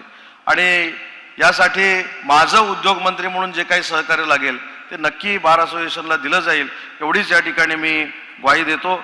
खरं तर संग्राम देसाई हे नुसते अध्यक्ष नाहीत, आज सांगायला काय हरकत नाही, ते माझे अतिशय जवळचे नातेवाईक देखील आहेत. आणि नातेवाईक असलेल्याची किती अडचण होते हे मला हल्ली 1-2 वर्षामध्ये कळायला लागलेली आहे. म्हणजे एखादं काम झालं नाही, म्हणजे एखाद्या कामाला उशीर झाला की नातं तोडण्यापर्यंत येणारा नातेवाईक हा तुम्हाला बार असोसिएशनचा अध्यक्ष म्हणून लाभलेला आहे. आणि परंतु आमचा नातेवाईक एवढ्या मोठ्यावर पदावर बसला, याचं देखील कौतुक आणि अभिमान मला आहे. परंतु दुर्दैवानं ते माझे नाही, दुर्दैवानं ते माझे वकील नाहीत, राणे साहेबांचे वकील आहेत. तरी देखील ते अतिशय चांगल्या पद्धतीनं काम करतात. त्याबद्दल त्यांना देखील शुभेच्छा देतो, त्यांच्या सर्वच पदाधिकाऱ्यांना शुभेच्छा देतो. मला एवढ्या मोठ्या कार्यक्रमामध्ये आणून माझा आदर सत्कार केला त्याबद्दल आपल्या सगळ्यांचे ऋण व्यक्त करताना, ही न्यायिक व्यवस्था पुढे नेण्यासाठी सरकारला जे जे काही करावं लागेल ते सरकार करेल, एवढाच शब्द देतो आणि थांबतो. जय हिंद, जय Maharashtra.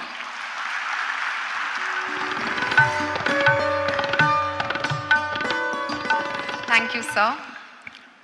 Known for his profound legal insights and constitutional interpretations, we have amongst here Honorable Shri Justice Prasanna B. Varare, Judge of the Supreme Court of India. Sir, I request you to share your few words in this gathering.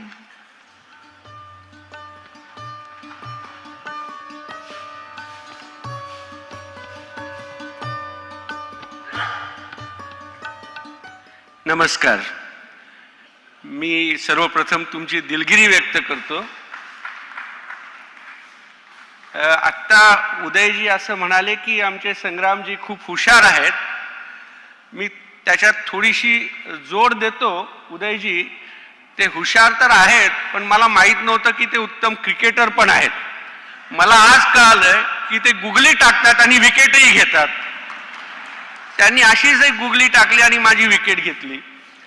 जेव्हा माझं संग्रामजींशी बोलणं झालं तेव्हा आमचं असं ठरलं होतं की हा इतका ऐतिहासिक महत्त्वाचा सोहळा आज होतो आहे आणि या निमित्ताने सर्वोच्च न्यायालयाचे न्यायमूर्ती भूषणजी गवई साहेब आपल्या समवेत आहेत. त्यामुळे आज संबोधित करणारे वक्ते कमी असतील आणि न्यायमूर्ती गवई साहेबांना आपण मनसोक्त ऐकूया असं आमचं ठरलं होतं. आणि त्या मर्यादित वक्त्यांमध्ये माझं नाव नव्हतं, पण हे देखील गवई साहेबांना असं वाटलं की मी आहे इथे. तेव्हा त्यांनी संग्रामजींना सांगितलं आवर्जून की वराळे साहेबांनाही आपण सांगा आणि तेही या सभागृहाला संबोधित करतील. सर, मी आपले मनापासून आभार मानतो की आपण मला ही संधी दिली की या ऐतिहासिक सोहळ्यात मलाही माझे काही विचार मांडता येतील. मी विजयजी पाटील यांचंही मनापासून अभिनंदन करतो यासाठी की हे इतकं उत्तम सुंदर असं सभागृह आहे. आपल्याला सांगायला हरकत नाही, मी तरुणपणे थोडासा रंगमंचाकडे आकर्षित झालो होतो आणि नाट्यकलेचा अभ्यास करताना काही वाचन केलं आणि त्यात ग्रीक थिएटर ज्यामध्ये एका अशा ॲम्फी थिएटरची संकल्पना आणि वास्तू संकल्पना जी अत्यंत महत्त्वाची मानली जाते ती अथेन्समध्ये अजूनही वैभवशाली परंपरा म्हणून त्याचे जे अवशेष आहेत ते पाहण्यासाठी जगातले पर्यटक जात असतात. तेव्हा त्या वास्तू संकल्पनेवर आधारित परंतु नवीन तंत्रज्ञानाची मदत घेऊन ही आपण एक अत्यंत उत्तम सुंदर देखणी अशी वास्तू तयार केली आहे आणि या वास्तूमध्ये आज हा देखणा सोहळाही होत आहे. मी ज्या आधीच्या आमच्या सगळ्या वक्त्यांनी देवेंद्रजींनी, जायभाईंनी, संग्रामजींनी सांगितलं त्याप्रमाणे आदरणीय गवई साहेब आज व्यासपीठावर विराजमान आहेत, जे आमच्या विधिज्ञांसाठी त्यांचे पालक आहेत, आम्हा सर्व न्यायमूर्तींसाठी मार्गदर्शक आहेत. आणि मी भाग्यवान आहे की ते माझ्यासाठी माझे ज्येष्ठ बंधू आहेत, माझे मार्गदर्शक आहेत, माझे तत्वज्ञ आहेत, ज्याला आपण इंग्रजीत फ्रेंड, गाईड अँड फिलॉसॉफर असं म्हणतो. अशा पद्धतीने त्या सर्वच भूमिकातनं सर मला वेळोवेळी मार्गदर्शन करत असतात. माझ्याबरोबर संवाद साधताना कधी मला अत्यंत उपयुक्त अशा सूचना देत असतात. त्यामुळे आज गवई साहेबांच्या बरोबर इथे ह्या कार्यक्रमाला उपस्थित राहता आलं. व्यासपीठावर इतर नामवंत मंडळी आहेत. आपल्या महाराष्ट्र राज्याचे उपमुख्यमंत्री देवेंद्रजी आपल्याला संबोधित करून गेले. उदयजी सामंत आहेत, दीपकजी केसरकर आहेत, आमचे ज्येष्ठ विधिज्ञ आहेत, माझे न्यायमूर्ती बंधू अजयजी गडकरी आहेत, नितीनजी सांबरे आहेत. या सभागृहात आमचे माजी न्यायमूर्ती, आमचे राजस्थान उच्च न्यायालयाचे मुख्य न्यायमूर्ती राहिलेले शिंदे साहेब आहेत, पितळे साहेब आहेत, महाधिवक्ता वीरेंद्रजी सराफ आहेत, माजी महाधिवक्ता आशुतोषजी आहेत.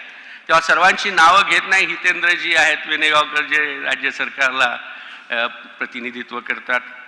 आपल्या सर्वांचंही मनापासून मी अभिनंदन करतो की आज या महाराष्ट्र विधिज्ञ संघाने एक अत्यंत महत्त्वाचा असा एक संकल्प केला आणि ज्याप्रमाणे देसाईंनी सांगितलं की आज त्या संकल्पाची पूर्ती होते आहे.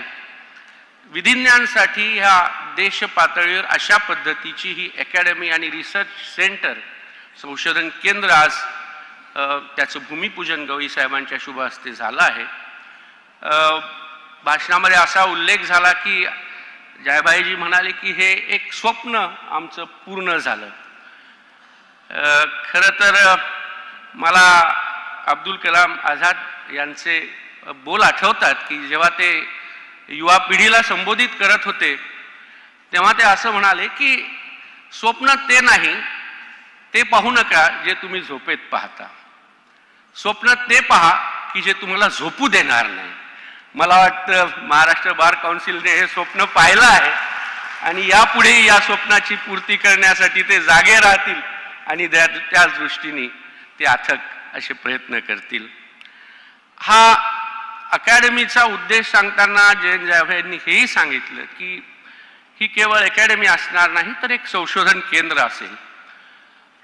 हे खरं आहे की संशोधन केंद्र म्हटल्यावर त्यांनी असं सांगितलं की इथे जे अपेक्षित आहे ते आहे की परिश्रम, सातत्य, मेहनत आणि त्या पद्धतीने विधिज्ञ आमच्या सगळ्या ज्येष्ठांनी आपलं ज्या ज्या पद्धतीने याच्यासाठी योगदान देता येईल ते योगदान दिलेलं आहे. मग ते द्रव्य स्वरूपात असेल, आपल्या अत्यंत ज्याला आपण महत्त्वाचा अनुभव असा म्हणतो, जो रिच एक्सपिरियन्स ज्याला आपण असं म्हणतो, त्या पद्धतीच्या आपल्या त्या अनुभवाचा फायदा ते आपल्याला या आपल्या अकॅडमीमध्ये लेक्चर्स देऊन, गेस्ट लेक्चर्स म्हणून तिथे येऊन आपल्याला ते देणार आहेत. तेव्हा अशा पद्धतीचंही एक योगदान असेल.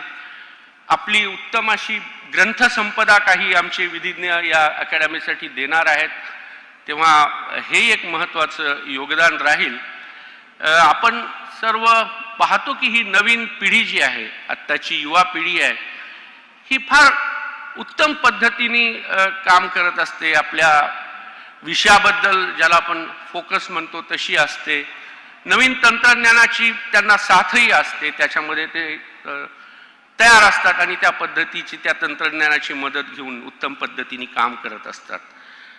माझी थोडीशी एक आपल्याला असं म्हणून की सूचना आहे की बरेचदा जेव्हा आपण ह्या संशोधनाचा बद्दल बोलतो तेव्हा ते खऱ्या अर्थाने जिथे आपण एक वैज्ञानिक दृष्टिकोन ठेवून ज्याच्यामध्ये आपल्याला विश्लेषक दृष्टीने काही करता येईल अशा पद्धतीची सातत्याने चालणारी प्रक्रिया अपेक्षित आहे. अन्यथा दुर्दैवाने आज आपण पाहतो की मी असं बरेचदा म्हणतो सुद्धा, आणि ते याच्यासाठी की माझा तो एक माझ्या या तरुण मित्रांना प्रेमाचा सल्ला आहे की कृपा करून व्हॉट्सॲपीय विद्यापीठातनं जे मिळतं त्याला ज्ञान समजू नका. ज्ञान हे तुम्हाला परिश्रम करून मेहनत घेऊनच संपादन करावं लागतं आणि त्यामुळे या रिसर्च सेंटरमध्ये, अकॅडमीमध्ये अशा पद्धतीचे प्रयत्न होतील आणि अशा पद्धतीच्या प्रयत्नातच आपण सामील व्हा आणि संशोधनामध्ये आपण जरूर पुढे या, मदत करा, संशोधन करा आणि या अकॅडमीचा उद्देश त्या पद्धतीने सफल होईल. गवई साहेबांच्या बद्दल थोडंसं अजून बोलतो. याचं कारण काल काय झालं, काल आम्ही येत असताना सर फ्लाईटमध्ये देखील त्यांचं काम चालू होतं, निकालपत्रांच्या मध्ये सुधारणा करत होते आणि आल्यानंतर आमचे एक न्यायिक अधिकारी असं म्हणाले की सर हे सगळं तुम्ही कसं करता. आणि मला देखील खूपदा हा प्रश्न पडतो की सर्वोच्च न्यायालयातली अत्यंत क्लिष्ट महत्त्वाची अशी प्रकरणं, त्या प्रकरणांची सुनावणी घेणं, त्यावर निकालपत्र देणं, ती प्रक्रिया एका बाजूला, दुसऱ्या बाजूला अशा पद्धतीच्या काही कार्यक्रमांमध्ये सहभागी होऊन संबोधित करणं, आपले विचार सांगणं, बार काउन्सिलच्या काही कार्यक्रमामध्ये आवर्जून त्याच्यामध्ये सहभागी होतात. न्यायिक अधिकाऱ्यांचं काही असेल, प्रश्न काही असतील तर तिथे ते त्यांना सूचना करतात. तेव्हा हे सगळं पाहिल्यावर मला देखील बरेचदा असा प्रश्न पडायचा की बा हे कसं काय शक्य होतं. आणि मग मला जाणवलं की त्याच्यासाठी एक फार सुंदर शब्द आपल्या वाङ्मयात, संस्कृतात आहे, मराठीतही आहे, त्याला अष्टावधानी असं म्हणतात. आता खरं तर अवधान हा शब्द आलेला आहे, ज्याला ध्यान, धारणा आणि अव हा शब्द जोडून हा झालेला तयार आहे. खरं तर आपण जर ज्ञानेश्वरी वाचली असेल तर ज्ञानेश्वरीच्या सुरुवातीलाच माऊली फार छान म्हणतात की आधी अवधान ऐकले देईजे, मग सर्व सुखासी पत्र घेईजे, हे प्रत्युन्नोत्तर माझे उघडा ऐका. तेव्हा म्हणतात की तुम्ही एका गोष्टीवर, याच्यावर एक ज्याला आपण म्हणूया फोकस करा, आपलं ज्ञान ध्यान द्या, त्याच्यामध्ये लक्ष द्या आणि मग तुम्हाला त्याच्यातनं हळूहळू ते अवगत होत जाईल, उलगडत जाईल. तर असं एखाद्या विषयामध्ये आपण जेव्हा लक्ष देऊ तर तो एक विषय समजून घ्यायला, उलगडून घ्यायला किती आपल्याला वेळ लागतो. पण अशा पद्धतीने एकाच वेळी अनेक विषयांच्या मध्ये गती ठेवणं, ती त्यांची धारणा करणं आणि त्याच्यामध्ये आपण एक त्याच्यामध्ये असं विशिष्ट पद्धतीने आपल्या आपलं हे दाखवणं, त्याच्यावरचं प्रभुत्व दाखवणं, हे ज्यांना शक्य होतं ती मंडळी अष्टावधानी असतात. आणि मला वाटतं आज या आधुनिक काळात सर अष्टावधानी आहेत. मुळामध्ये ती कल्पना अशी आली होती की पूर्वी वेद होते, वेद हे असं मानलं जात होतं की ते अपौरुषीय आहेत, लिखित स्वरूपात नाहीत, त्यामुळे मौखिक स्वरूपात ती त्यांची या एका पिढीतनं दुसऱ्या पिढीकडे जात असत. मग ते मौखिक स्वरूपात जाण्यासाठी, ते लक्षात राहण्यासाठी विशिष्ट पद्धतीने त्याचं उच्चारण झालं पाहिजे, मग त्या विशिष्ट पद्धतीचं उच्चारण झालं पाहिजे म्हणून त्याच्यासाठी कधी कधी त्याच्यात विशिष्ट पद्धतीच्या शब्दांवर आघात झाले पाहिजेत आणि अशा पद्धतीची ही सर्व सूत्र बांधणी घेऊन हा वारसा एका पिढीतनं दुसऱ्या पिढीकडे जात असे. असा हा त्यावेळेचा काळ होता.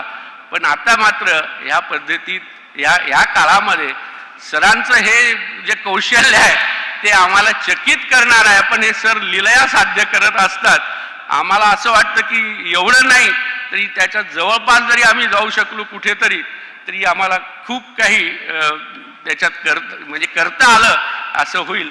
आमचा प्रयत्न हाच राहील की आम्हालाही त्या पद्धतीने काही करता यावं. सरांच्या या सगळ्या त्यांच्या कर्तृत्वाचं आम्ही परिशीलन करून आम्हालाही काही त्या पद्धतीने छोटंसं आमचा खारीचा वाटा घेता येईल तर तो करावा.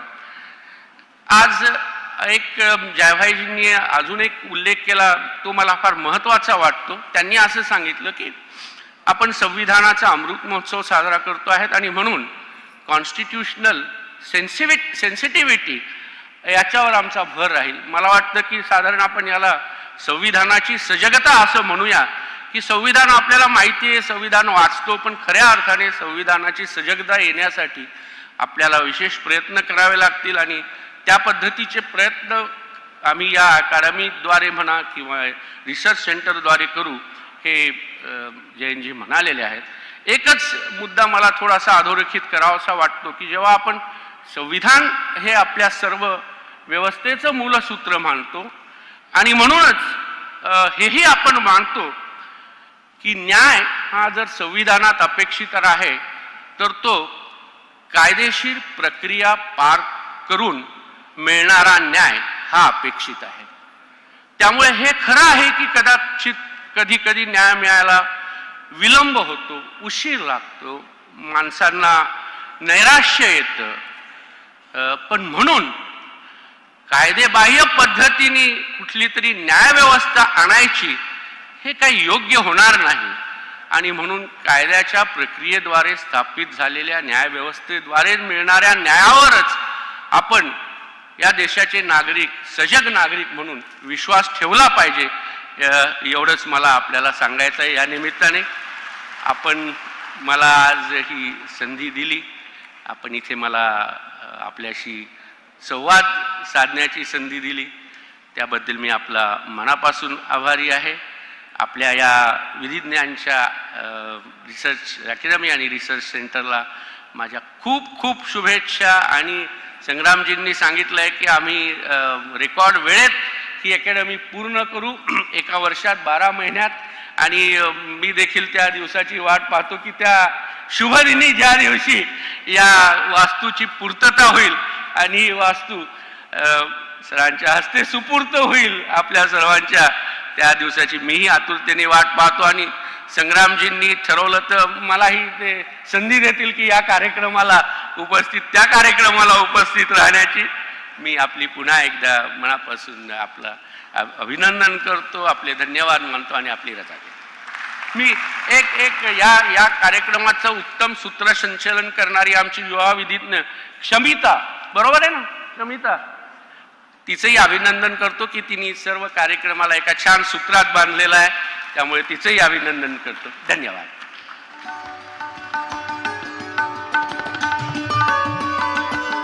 Thank you, sir. A mentor, guide, and an unwavering supporter of this training initiative in Maharashtra and across the country is none other than Honorable Shri Justice Bhushan Gavai, Judge, Supreme Court of India. And for the over 50 years, he has not only guided but actively participated in training programs, enriching the legal fraternity with his wisdom and dedication. An academician, a constitutional thinker, and a true legal luminary, Justice Gavai has continuously advocated for the spirit of our Constitution through his remarkable efforts. Having the Bhumi Pujan of this academy conducted by his esteemed hands is truly a moment of great honor and success for us all. It is with immense respect and gratitude that I now call upon Honorable Shri Justice Bhushan Gavai to deliver his keynote address on this momentous occasion. So,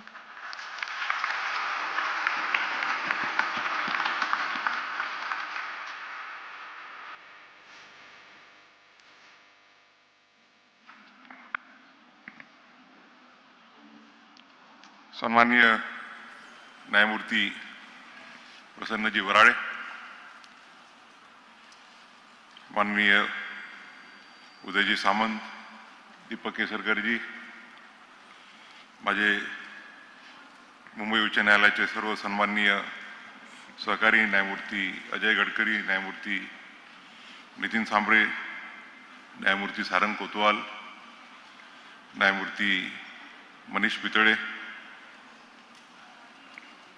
Rajasthan उच्च न्यायालयाचे माजी मुख्य न्यायमूर्ती श्री संभाजीराजे शिंदे, माझे माजी सहकारी सुरेंद्रजी Tawde, N D Deshpande,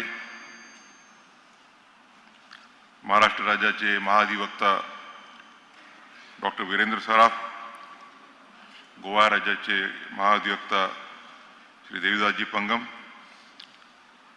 ज्यांच्या भव्य वास्तूमध्ये हा कार्यक्रम संपन्न होत आहे, ते डॉक्टर डी वाय पाटील युनिव्हर्सिटीचे चान्सलर डॉक्टर विजय पाटील,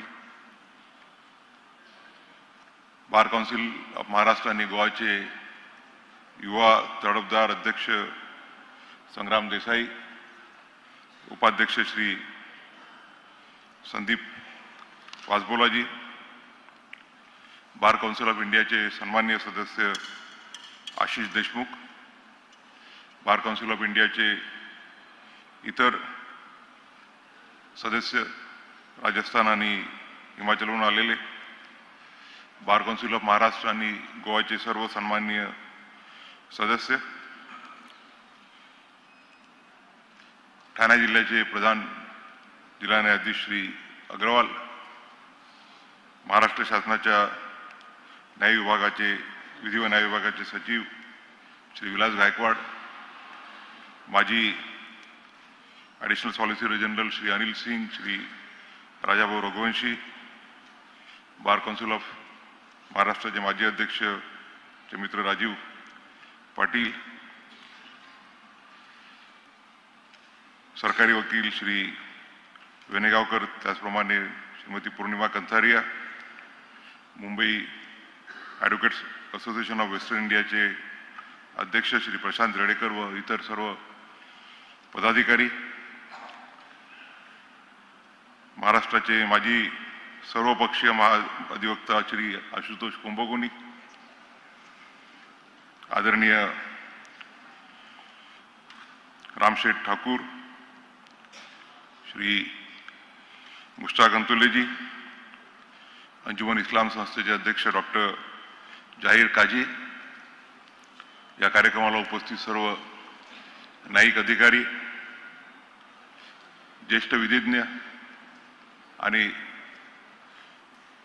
सन्माननीय वकील मित्र आणि बंधू भगिनी, आज आपण अतिशय एका चांगल्या कार्यानिमित्त जमलो आहोत. पूर्ण देशामध्ये जी पहिली very first of its kind अशी वकिलांना ट्रेनिंग देणाऱ्या अकॅडमीच्या भूमिपूजनाच्या पवित्र कार्याकरता आपण एकत्रित झालेलो आहोत. बार काउन्सिल ऑफ इंडियाशी माझा संबंध मागच्या 5-5.5 वर्षापासून आला, जेव्हापासून मी सुप्रीम कोर्टात गेलो. परंतु बार काउन्सिल महाराष्ट्र आणि गोवा आणि जे सध्याचे सदस्य आहेत त्यांच्यासोबत बार काउन्सिल ऑफ महाराष्ट्र आणि गोवामध्ये मला काम करण्याची जवळपास 15 वर्षापासून संधी मिळाली. मला आठवते की 2008-9च्या दरम्यान ज्यावेळेला मी नागपूरला ॲडमिनिस्ट्रेटिव्ह जज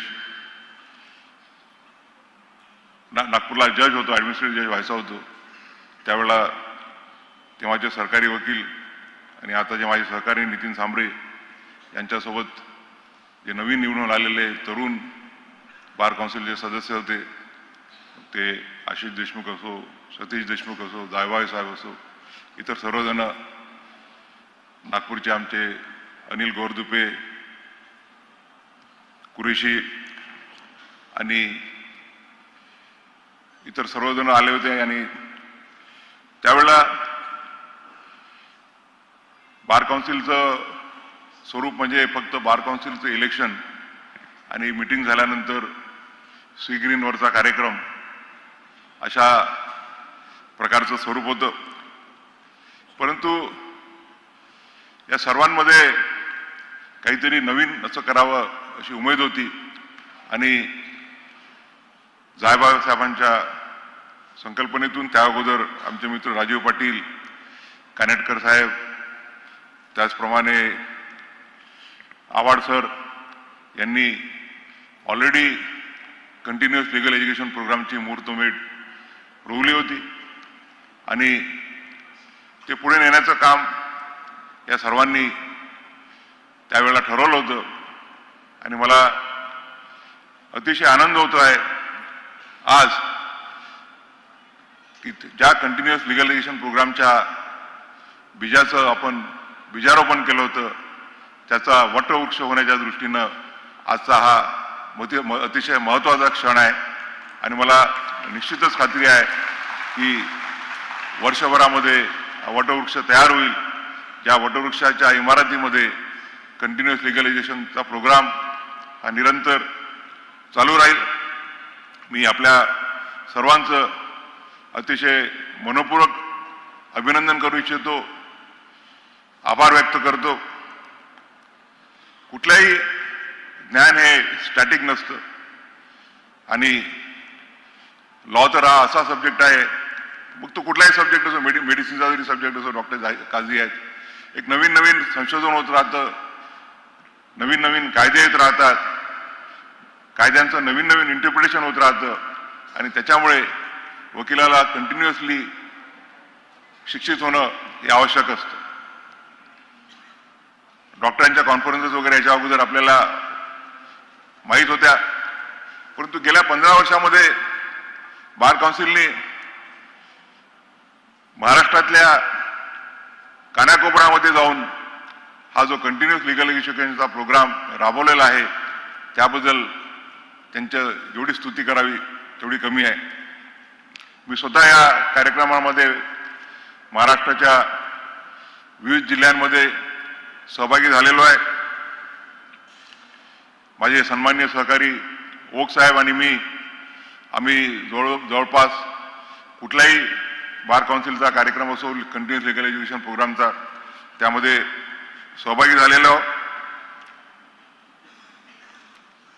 आणि या कार्यक्रमाला एक परमनन्सी यावी या दृष्टीनं आपण जी अकॅडमी उभी करत आहात त्याबद्दल आपले खरोखर मी आभार व्यक्त करू इच्छितो. मगाशीच उल्लेख झाला, उदय सामंत म्हणाले की त्याच्या अगोदर संग्रामी म्हणाले की पितृपंधरवड्यात हा कार्यक्रम तुम्ही कसा घेता.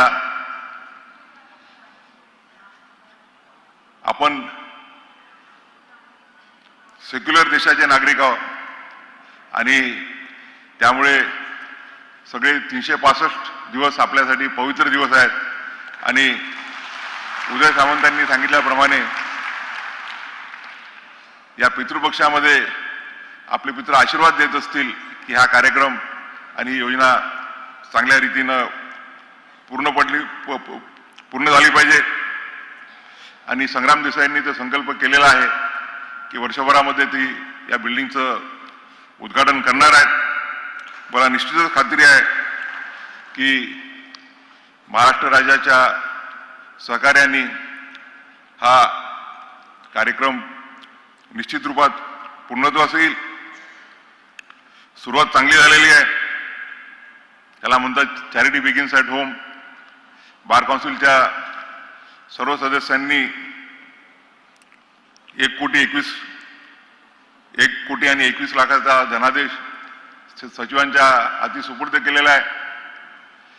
आमचे गजाननराव त्याच्यापुढे जाऊन त्यांनी 25 लाख दिले आहेत आणि रामभाऊ रामसेठ ठाकूर जे इथले खासदार होते आणि मी त्यांना फार पूर्वीपासून ओळखतो, माझ्या वडिलांचे अतिशय कनिष्ठ असे ते मित्र आहेत, त्यांनी सुद्धा 25 लाखाची देणगी दिलेली आहे. 50 लाख, सॉरी 50 लाख. अच्छा, म्हणजे गजाननरावांना डबल करायचं होतं मला. गजाननराव मला वाटतं ते भरपाई करतील, त्यांचंच कार्यक्षेत्र आहे. सुरुवात चांगली झालेली आहे. देवेंद्रजींनी सुद्धा 10 कोटी जाहीर केले. आपल्या घटनेमध्ये आपली भारतीय राज्यघटना जी आहे त्या घटनेचे जे आधारस्तंभ आहेत, मग ती कार्यपालिका असो, विधिपालिका असो आणि न्यायपालिका असो, they are all complimentary to each other. प्रत्येकाचं कार्यक्षेत्र आपल्या घटनेने नमूद केलेलं आहे आणि आम्ही नेहमीच म्हणतो की judiciary does not have a power of purse and sword आणि त्याच्यामुळे त्याच्याकरता एक्झिक्युटिव्हमध्येच पाहावं लागतं. पण तुम्हाला सांगायला आनंद होतो की महाराष्ट्रामध्ये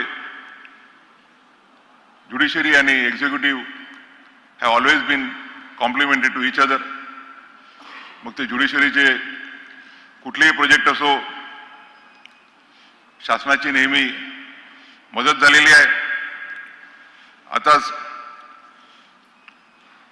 उदय सामंतांनी उल्लेख केला 3 नॅशनल लॉ युनिव्हर्सिटीचा, national law university Nagpur, national law university Aurangabad आणि नॅशनल लॉ युनिव्हर्सिटी मुंबई.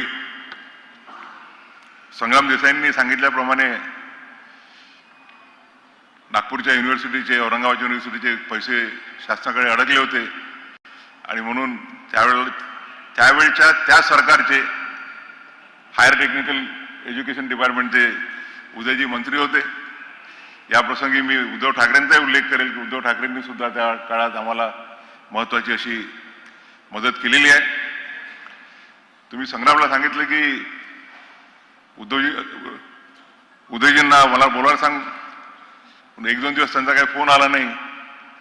तर मी विचारलं संग्रामला काय, तर ते घाबरतात म्हणे बोलायला. तर म्हटलं काही न्यायमूर्ती हा काही काटेरी नसतो की हात लावला तर काटेरी टोचतील. तुम्ही त्यांचा नंबर घेतला आणि त्यांच्याशी बोललो. अतिशय जलद गतीनं त्यांनी ते फंड्स अवेलेबल केले आणि मला सांगायला अभिमान वाटतो की नागपूरचा जो आमचा कॅम्पस झालेला NLUचा कॅम्पस, तो एक अतिशय जागतिक स्तरावरती ज्याची आपल्याला कम्पेअर करता येईल असा उभा झालेला आहे. त्यामध्ये शासनाचं महत्त्वाचं योगदान आहे. त्यामध्ये तत्कालीन मुख्यमंत्री देवेंद्र फडणवीस यांच्या कालखंडात ह्या 3 युनिव्हर्सिटीज सुरू झाल्या होत्या. त्यावेळेला दोन्ही युनिव्हर्सिटीजला, मग ती नागपूरची असो आणि औरंगाबादची असो, देवेंद्रजीच्या मुख्यमंत्रीपदाच्या कालखंडात जागा उपलब्ध करून देण्यात आल्या, काम सुरू करण्यात आलं. मुंबईच्या युनिव्हर्सिटीचा जागेचा प्रश्न आता काही वर्षापूर्वी, मागच्या वर्षात मला वाटतं तो आता सुटलेला आहे आणि मला खात्री आहे की निश्चितच लवकरात लवकर मुंबईच्या नॅशनल लॉ युनिव्हर्सिटीचं सुद्धा बांधकाम सुरू होईल. याच आठवड्यामध्ये 4-5 दिवसाच्या अगोदर मुंबईच्या नवीन हायकोर्टाच्या नवीन इमारतीचं ग्राउंड ब्रेकिंग सेरेमनी आमच्या देशाचे सन्माननीय मुख्य न्यायाधीश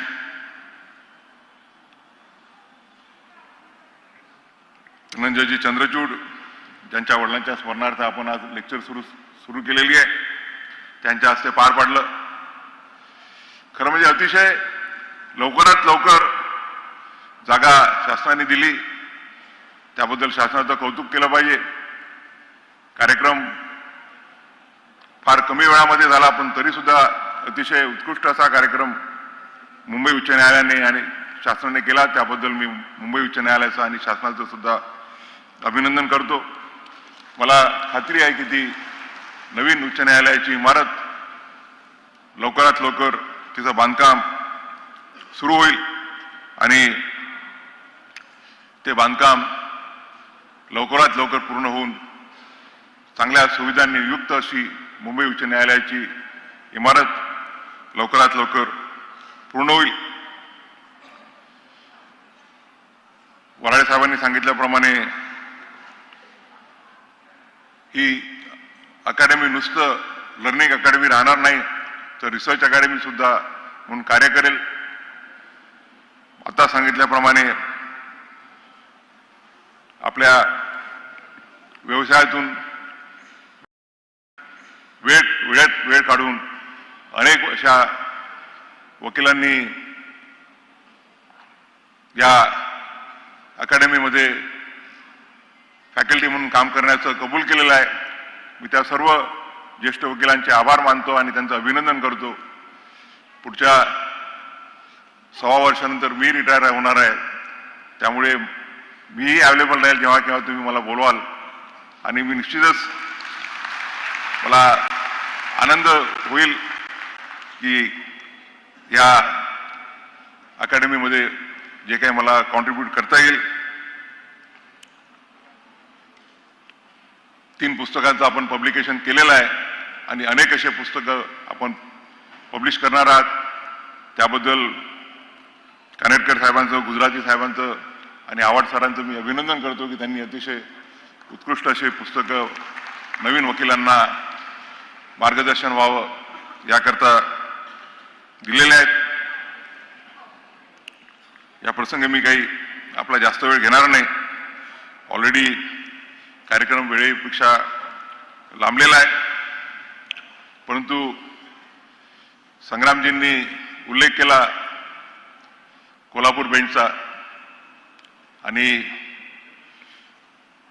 जेव्हा केव्हा मला संधी मिळते त्यावेळेला मी निश्चितप्रमाणे कोल्हापूरच्या विषयाला हात लावतो आणि मला वाटतं की कोल्हापूर बेंचला पाठिंबा देणारा, उघडपणे पाठिंबा देणारा तरी मी एकमेव सुप्रीम कोर्ट जज आहे. ज्या वेळेला बेंचेस तयार होतात त्यावेळेला ॲलिगेशन केलं जाते की जास्त जर आपण बेंचेस निर्माण केले तर आपण उच्च न्यायालयाच्या स्तराचं एक डिग्रेडेशन करतो. मला आठवते एक 10 वर्षापूर्वी स्वामीनारायण मंदिरामध्ये बार काउन्सिल ऑफ महाराष्ट्र आणि गोवाची मुंबईला कॉन्फरन्स झाली होती आणि त्यावेळेला एस्टॅब्लिशमेंट ऑफ बेंचेसवरती एक परिसंवाद होता. एक सुप्रीम कोर्टाचे महाराष्ट्रातून गेलेले ज्येष्ठ विधिज्ञ त्यावेळेला आणि मी असे आम्ही दोघंजण बोलणार होतो.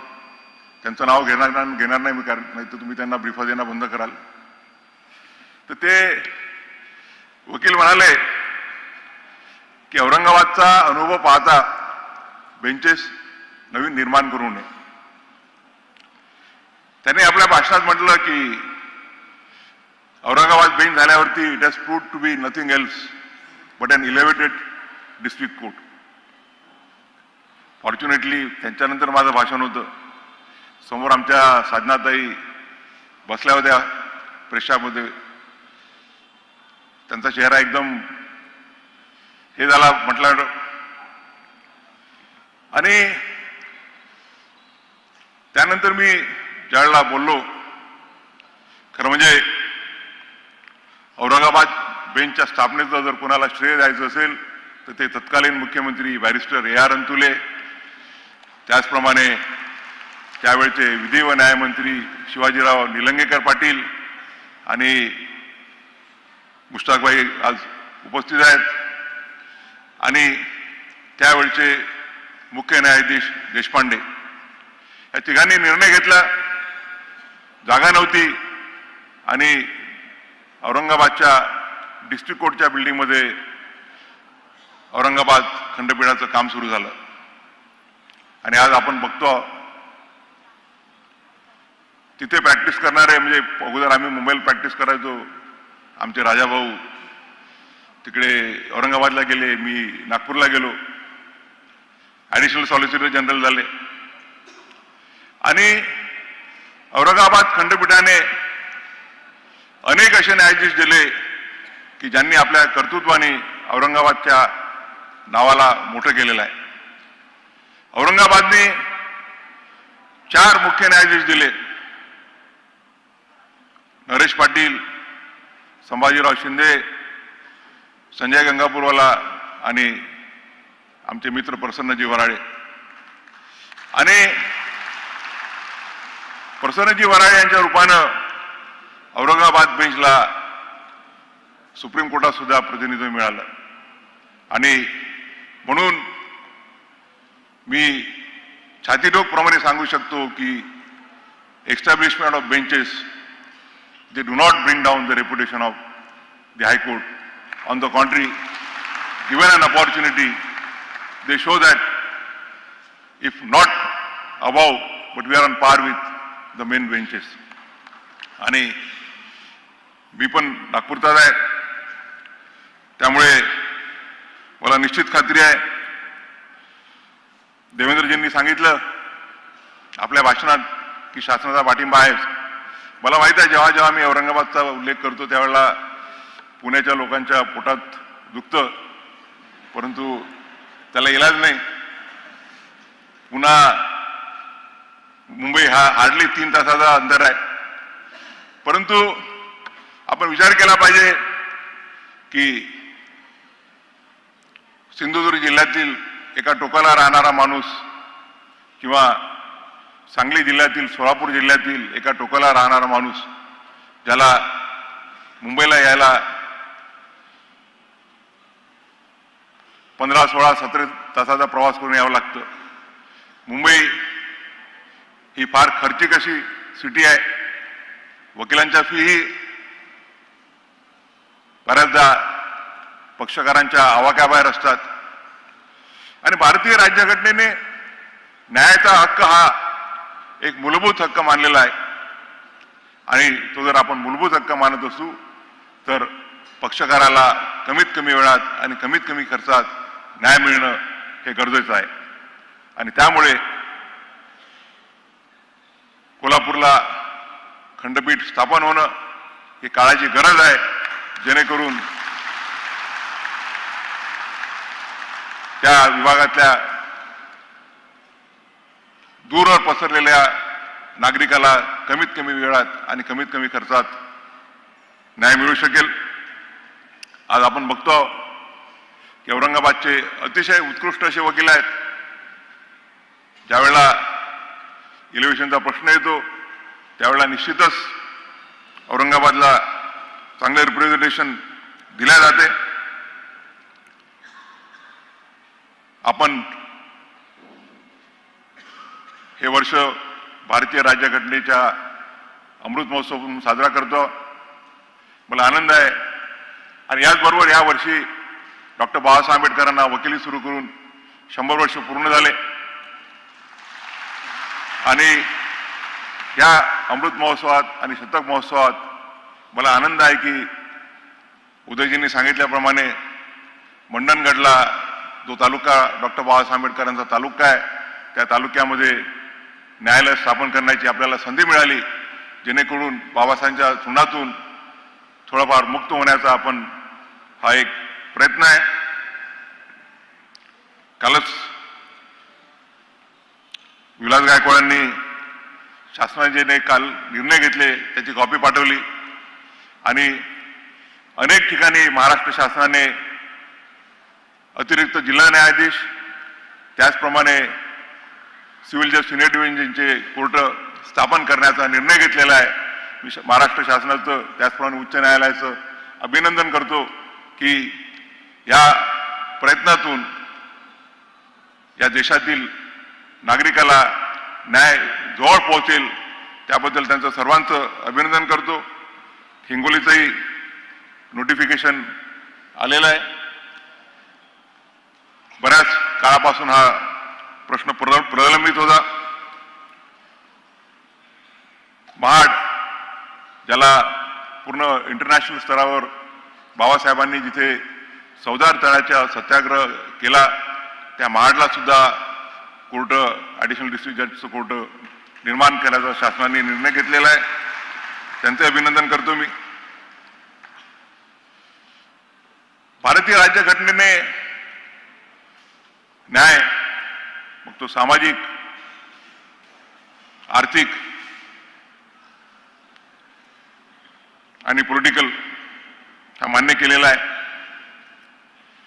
बाबासाहेब नेहमी म्हणायचे की by adopting the principle of one person, one vote, one value, we have attempted to achieve political justice, political equality. But what about economic and social equalities? What about social and economic justice?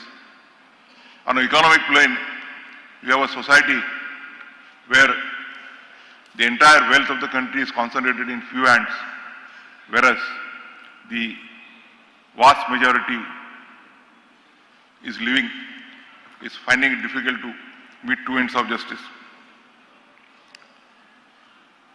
On a social plane, we have a society which is compartmentalized into 4 compartments, wherein the movement from one compartment to the other compartment is impossible. Babasaheb नेहमी म्हणायचे की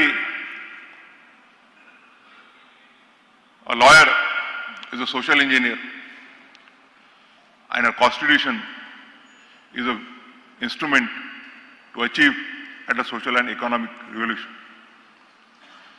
मला खात्री आहे की आपण जी academy उभी करत आहात त्या अकॅडमीमधनं नुसतंच वकिली करणारे वकील नाही, तर एक सामाजिक आणि आर्थिक क्रांती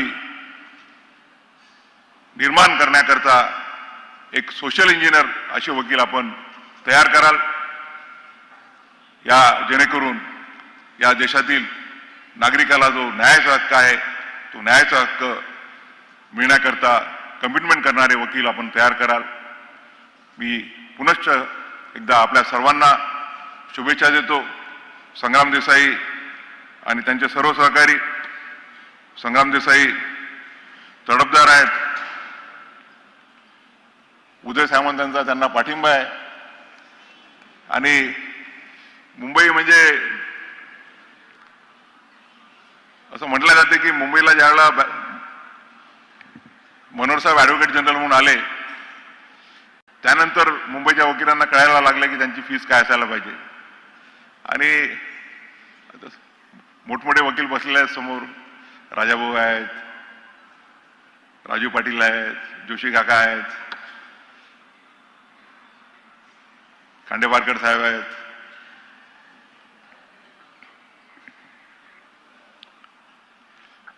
पैशाचा काही मला वाटतं कमी पडणार नाही. म्हणजे 100 लोकांनी जरी फॅकल्टी म्हणून डोनेट करायचा प्रयत्न केला तरी कॉन्ट्रीब्युशन करता त्यापेक्षा अनेक असे वकील मला वाटतं समोर येतील.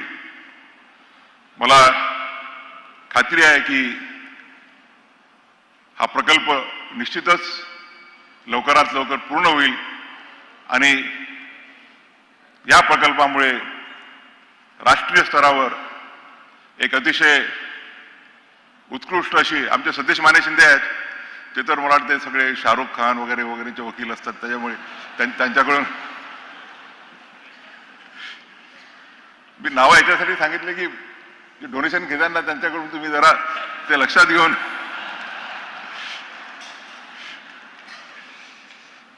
ही महाराष्ट्राचं मान उंचावणारी देशामध्ये पहिली असणारी जी लॉयर्स अकॅडमी आहे ती एक मानचिन्ह संभेल आणि it will be a role. जसं आपला क्लेप आहे, क्लेप is a role model throughout the country. मागच्या वर्षी गुजरातमध्ये मला संधी मिळाली, त्यांनी महाराष्ट्र बार काउन्सिल सोबत कोलॅबोरेशन करून गुजरातमध्ये पण सुद्धा क्लेप चालू केलेला आहे. आणि ही पहिली अकॅडमी झाल्यावरती आणि मला खात्री आहे की बिल्डिंगही चांगली होईल आपण कार्यक्रम ज्या इमारतीतून सुरू करत आहोत. खरं म्हणजे विजय पाटलांना मी सांगणार होतो की मागच्या 3-4 महिन्याच्या अगोदर मी कोलंबियाला आणि हार्वर्डला जाऊन आलो आणि कोलंबियामधल्या केनेडी सेंटर ऑफ ॲडमिनिस्ट्रेशनचा जो ऑडिटोरियम आहे त्याच्यापेक्षा हा ऑडिटोरियम अतिशय जास्त सुंदर आहे. मी त्यांचं सर्वांचं अभिनंदन करतो. या अशा इमारतीच्या धर्तीवरती काल आपण सकाळी वॉकआउट सुद्धा पाहिलेला आहे. अतिशय सुंदर इमारत आहे. एक मोठं ऑडिटोरियम, दुसरं छोटं ऑडिटोरियम, 120 स्टुडंटच्या क्लासरूम्स, त्याचप्रमाणे रेसिडेन्शियल अकोमोडेशन जेणेकरून वकिलांना इन हाऊस तिथं ट्रेनिंग घेता येईल. ही इमारत लवकरात लवकर पूर्ण होईल आणि त्या इमारतीतून एक जे सोशल इंजिनियर असे वकील आपण तयार करू आणि आपल्या भारतीय घटनाकारांची जी संकल्पना आहे, देशात सामाजिक आणि आर्थिक समानता, सोशल आणि इकॉनॉमिक जस्टिसच्या दृष्टीनं एक प्रेरणा म्हणून काम करू अशी शुभेच्छा व्यक्त करून आपण या प्रसंगी मला बोलावलं. खरं म्हणजे आभार मानायचे नाही, कारण I consider myself to be a part of bar council. आपल्या सर्वांचं या प्रसंगी अभिनंदन करतो. क्षमितानी खरोखर चांगलं कंपेअरिंग केलेलं आहे आणि तिला पण शुभेच्छा देतो. आपल्या सर्वांना या शुभप्रसंगी मनपूर्वक शुभेच्छा देऊन माझे 2 शब्द संपवितो. धन्यवाद.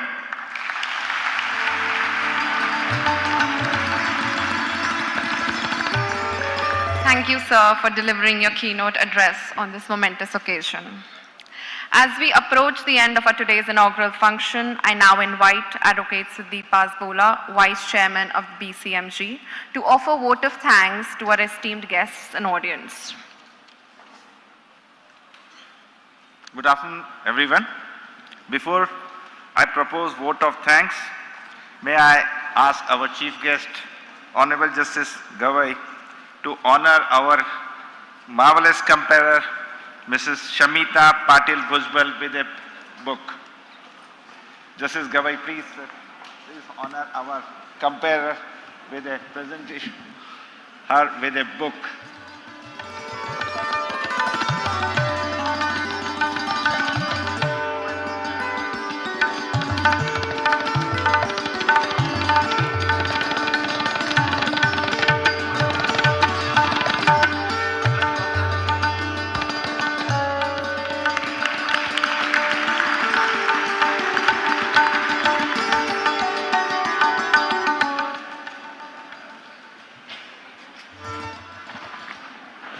मी भाषण लिहून आणलं नव्हतं, त्याच्यामुळे दोघांचा उल्लेख करायचा राहिला.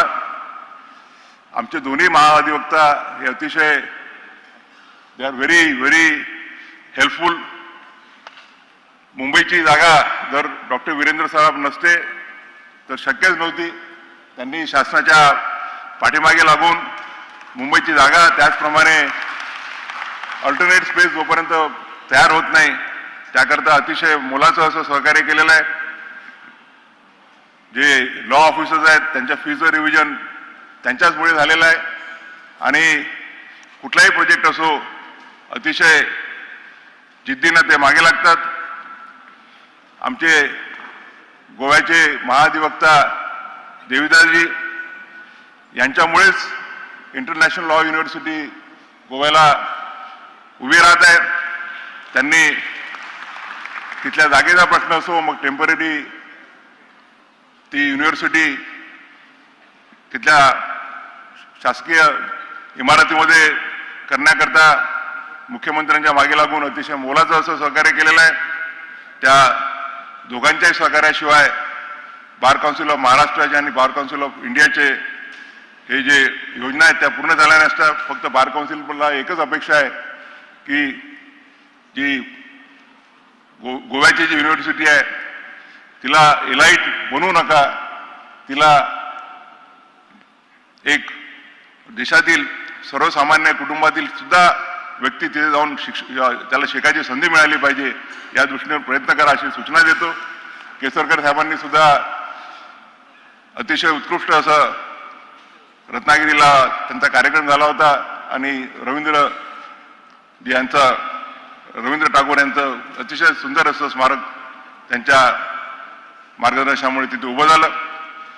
आपल्या सर्वांचे पुनश्च एकदा अभिनंदन करून मी पुन्हा दुसऱ्यांदा बोललो त्याबद्दल माफी मागतो. Thank you.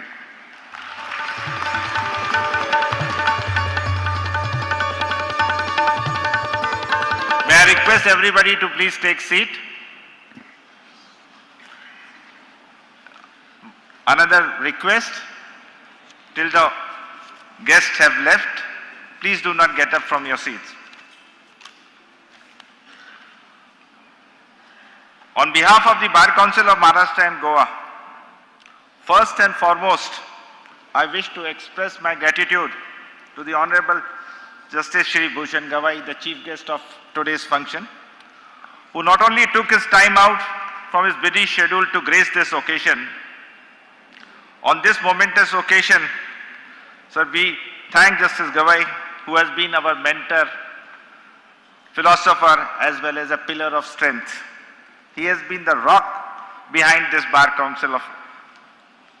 We look forward for his continued support in completing this task of establishing this Advocates Academy and Research Center.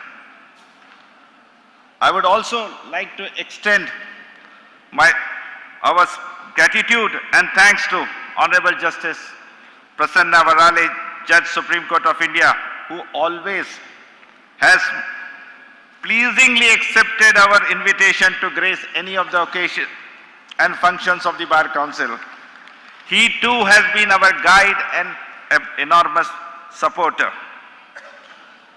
I would also like to thank the Honorable Deputy CM Shri Devendra Fadnavis ji, who has left to attend some other program, and his esteemed colleagues, Honorable Mr. Uday Samant ji, Minister of Heavy Industries, and Mr. Deepak Kesarkar ji, Minister of Education.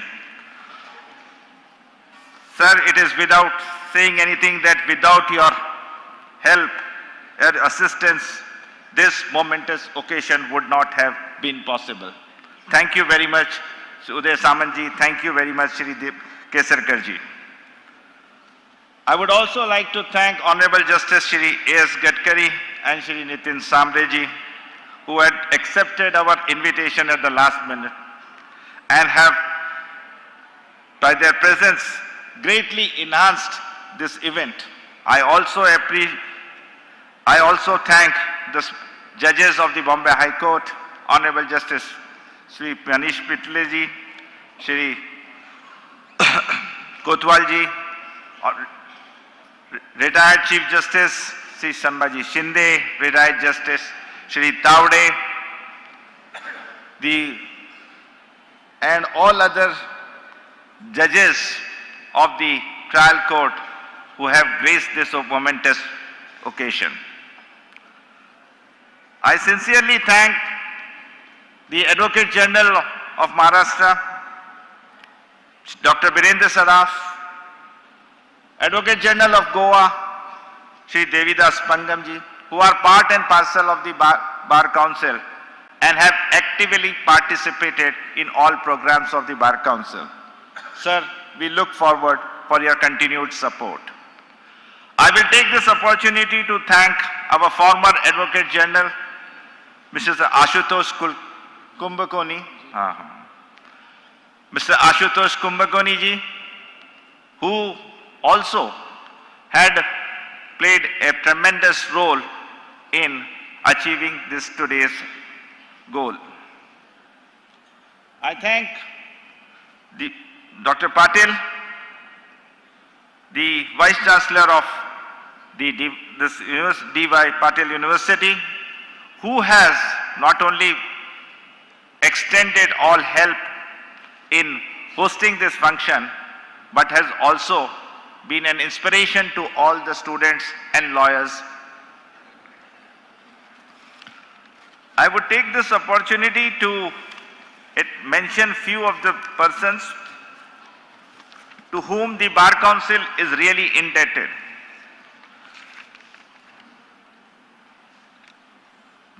Advocate Shrikant Kanitkar, former Chairman Bar Council of Maharashtra and Goa. Dr. Sudhakar Awad, also former Chairman of Maharashtra Bar Council.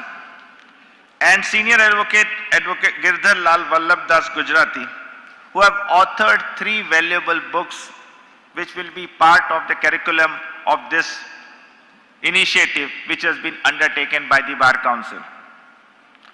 There would, as my colleague Mr. Jay Bhave has informed, that the initiative is to get at least 100 books authored by various persons or various writers who are, and these 3 books which we have inaugurated today is the initiative of that venture.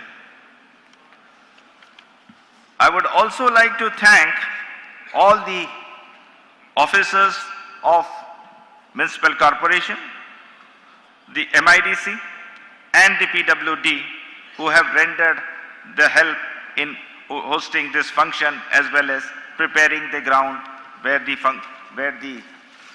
groundbreaking ceremony was held. There are few names which are required to be also taken, that is of Mr. Madhav Hundekar, engineer from MIDC.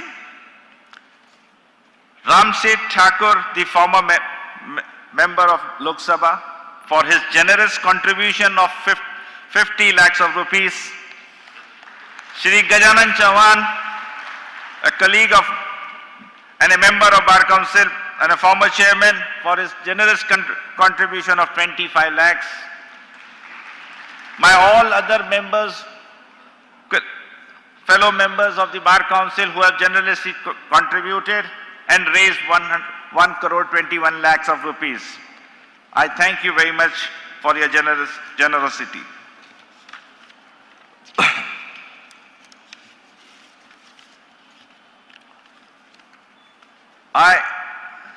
I also would like to propose a vote of thanks for all the participants who have attended this function, particularly the senior lawyers who are the judges of the trial court, my friends and colleagues. Your attendance and gracing this occasion, which marks a start of a new journey toward achieving future of legal fraternity, is a welcome. Thank you all for coming here. Thank you everyone for being here with us on this momentous occasion.